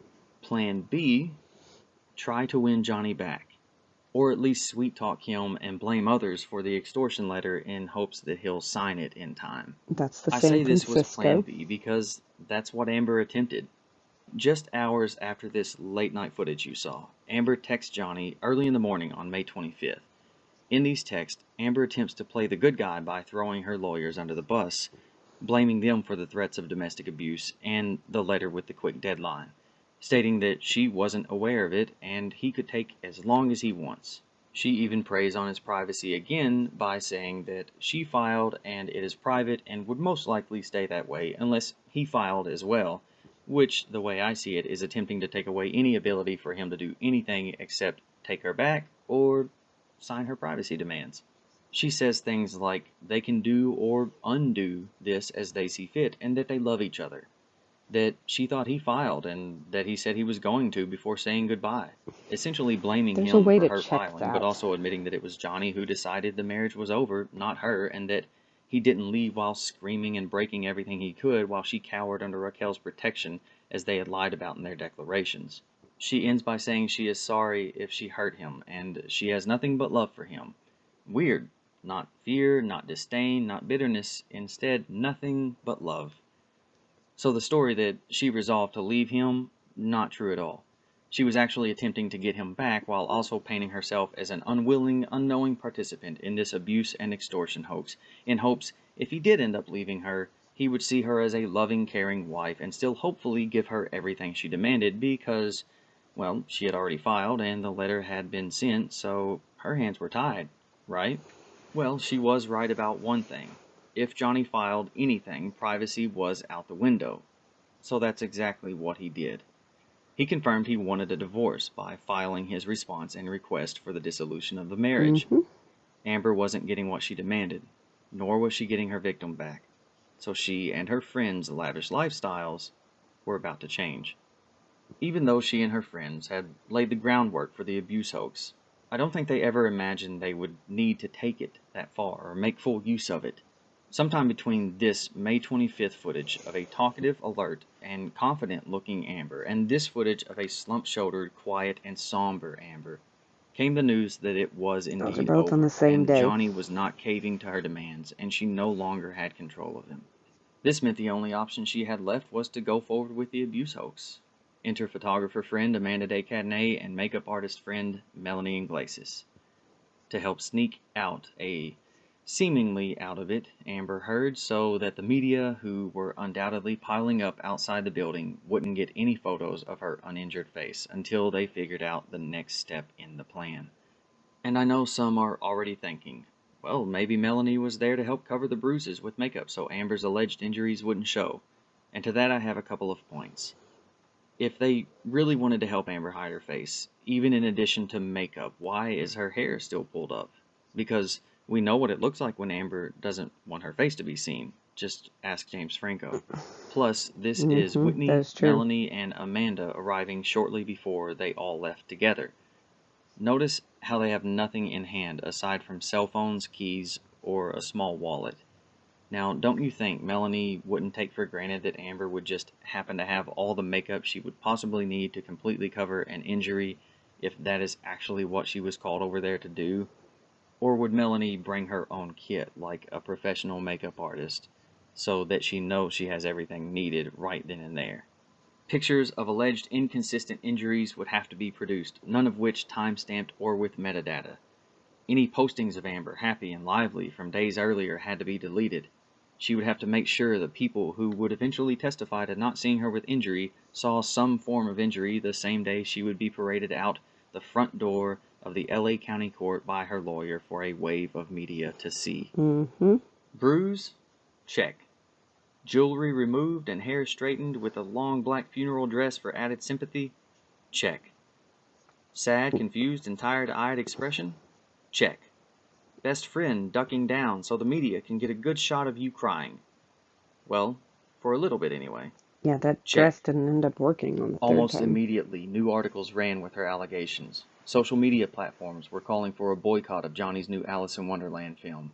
Both celebrities' names were trending, Amber's for support, and Johnny's for those calling to cancel him. And just like that, overnight, things changed. The very next day, after meeting with her lawyer, her alleged injury was completely gone. Her somber demeanor vanished, and she cackled, clutching Raquel closely as they laughed maniacally down the sidewalk. The hoax had worked.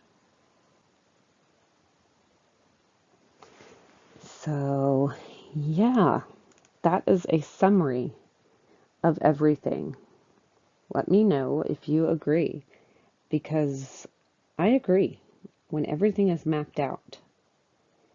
And in the depositions, she talks about not knowing about any of this. But she did, because she has text about it. And she could have stopped this. She could have dismissed it and told her lawyer, no, I don't want to do that. Whether it was true or not, she could have still played like it was true and said, I just don't want it to be out there. I don't want to hurt him. You know, I still want to be with him. And any chance of trying to make this actually work is going to be out the window. And then she's going to be screwed. Which she is and has been now, but not before the 6 years that she screwed him. The thing with this case is that everybody is like, oh, you know, in court and they're doing this and this and this, forgetting that for 6 years she was believed by most of the world. It wasn't just, oh, they protected Johnny because he's an actor. No, nobody protected Johnny. Nobody. And everybody protected her and are still protecting her. So they can't keep playing the victim card because nobody is buying it.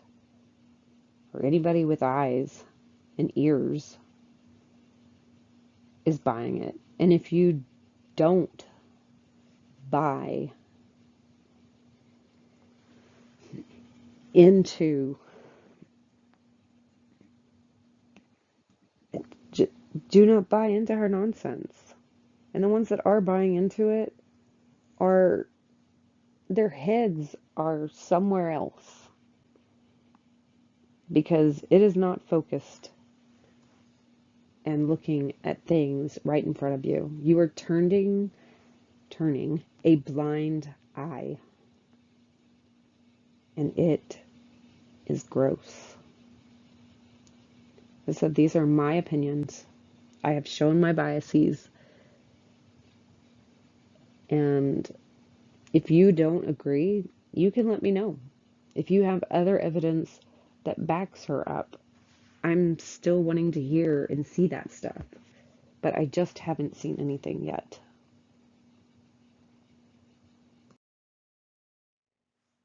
And Elaine is going to start closing out her PowerPoint presentation about the UK,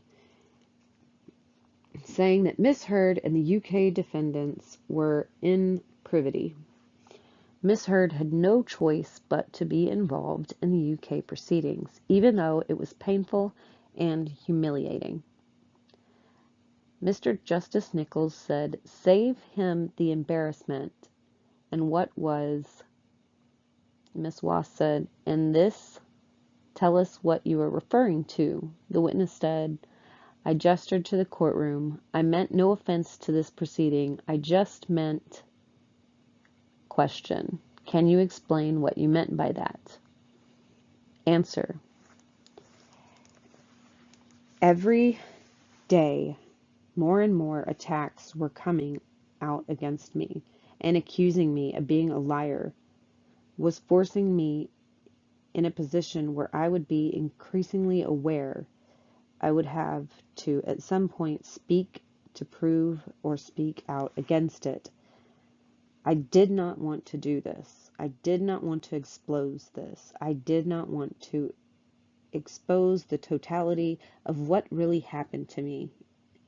I did not want to talk about everything that happened in our marriage and our relationship. I did not want to put Johnny in a situation where the world or his kids would know fully what he was or what he could do.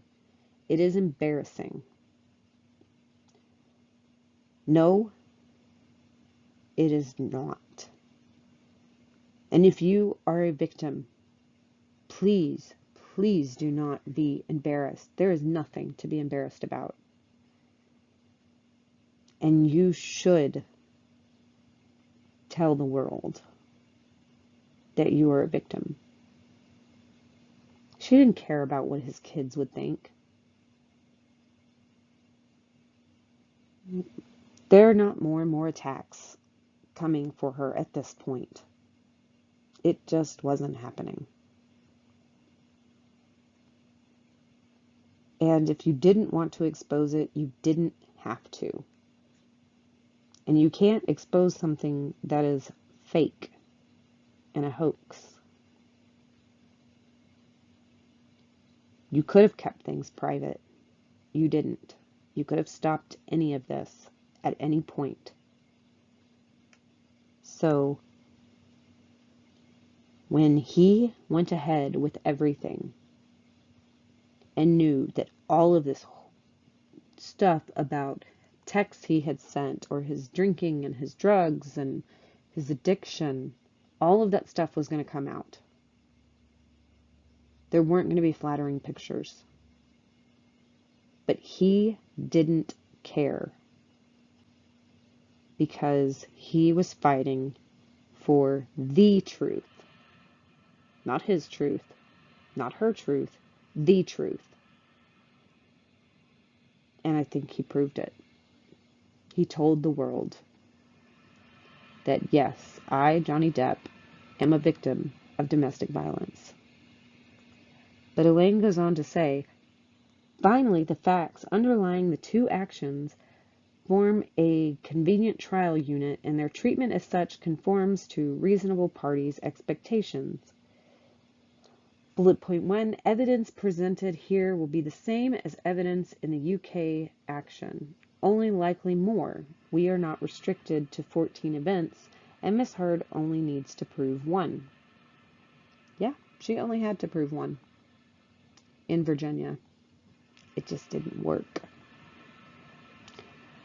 Second bullet point is reasonable parties would not expect, much less want, a dispute over the veracity of a statement to disintegrate into multiple lawsuits. And she cites Funny Guy case. Instead, reasonable parties would expect there to be one court case to resolve it, which has already taken place by Depp's choice in the UK. And lastly on here, Miss Heard is not required to establish all the factors of the same subject matter test to prevail on her plea of res judicata, but she has clearly done so. So this whole, it's already been done.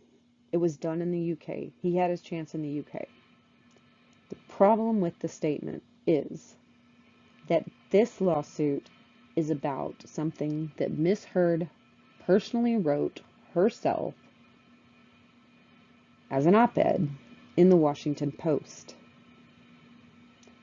That is not what the UK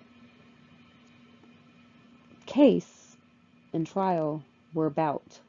The UK case was between Depp and the Sun and Dan Wooten, based on Dan Wooten's written headline about Depp being a wife beater. Miss Heard was not a party. She was a witness. Miss Heard did not have the same evidentiary guidelines that she had to follow. Here she does, because she is a party to this one, and it's about her words in a completely different publication. He's not suing the Washington Post either. They published it, but she's the one whose words were published. So no, Elaine. It is not the same exact trial.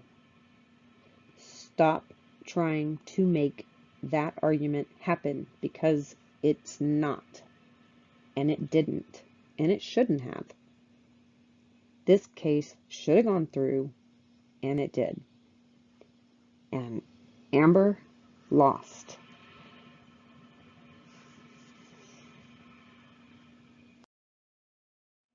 In conclusion, the subject matter, whether it was true or false that Mr. Depp abused Amber Heard, is exactly the same issue litigated in the UK, and which would be litigated in the US in this case. Nope.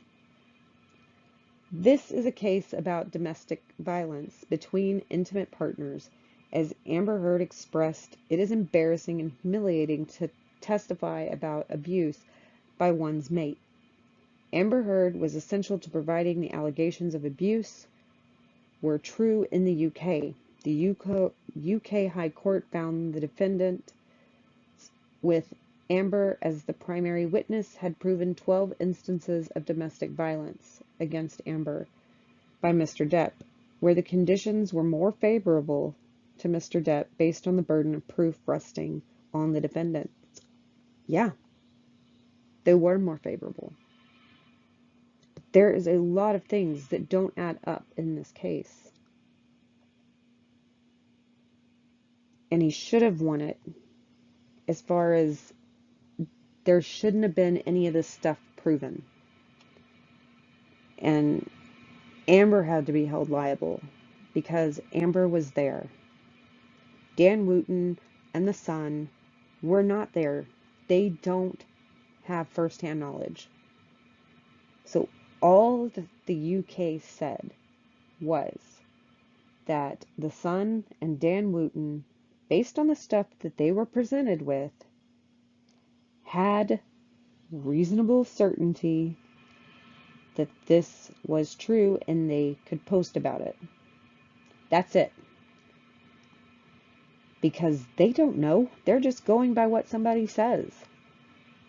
Just like when we hear something, oh, this happened and this happened.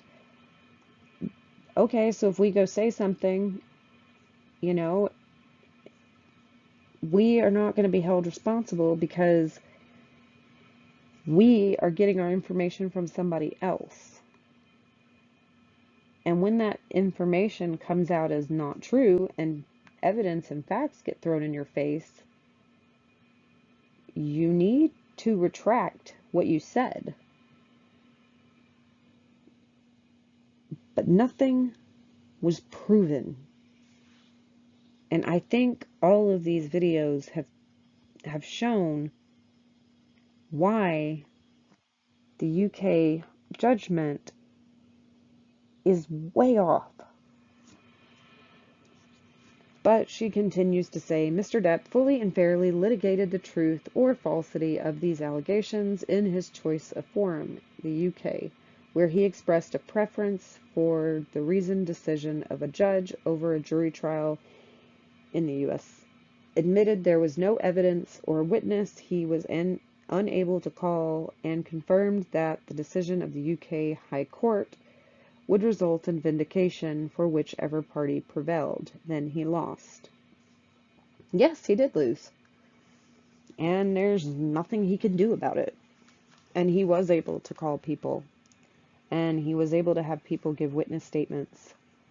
But the judge dismissed him. The judge says, I don't believe the audio tapes.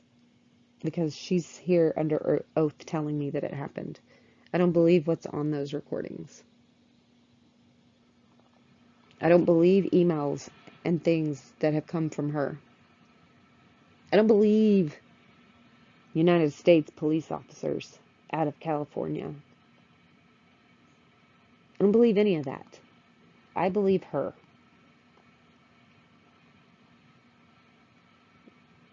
But how are you shown all of this and you can just say, nope, I believe her?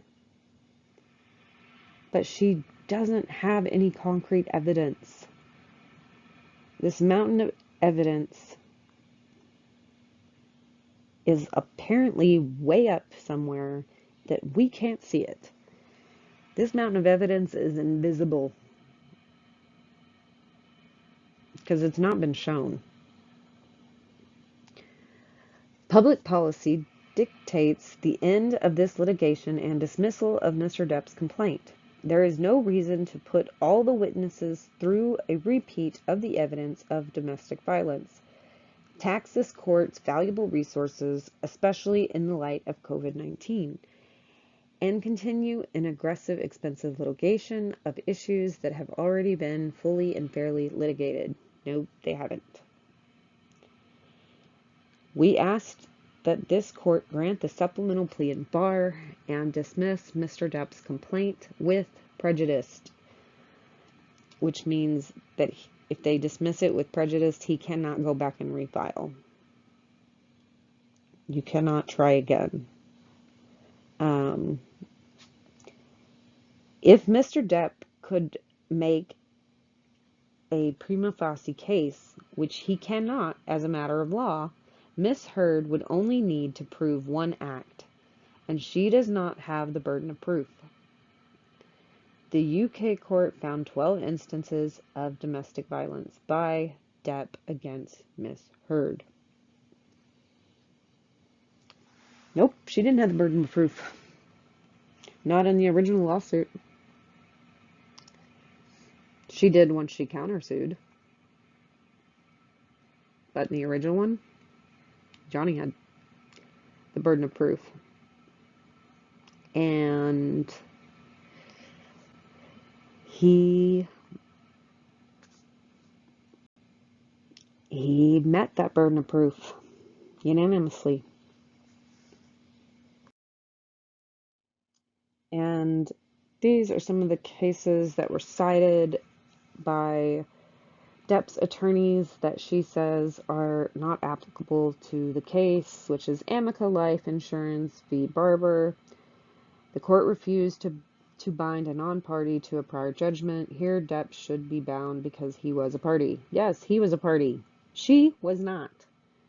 Furthermore, the court did not view this as a comedy case and instead a collateral estoppel case, and it was not clear that the issue before the court had actually been litigated. Notably, the 4 factors of preclusion of factual findings by foreign litigation articulated in Amica are met in this case. They are identical issues. Actual litigation of the issues. The finding of the relevant fact was necessary to the foreign court's final decision, and 4, the foreign tribunal's proceedings were fundamentally fair. Note, no mention of mutuality. Not the same issues. Yes, at the core. Did it involve Depp and Heard? Yes. Is it about the same article? No. Is it by the same writer? No. Is it the same publication? No. None of that. Lots of non-identical things.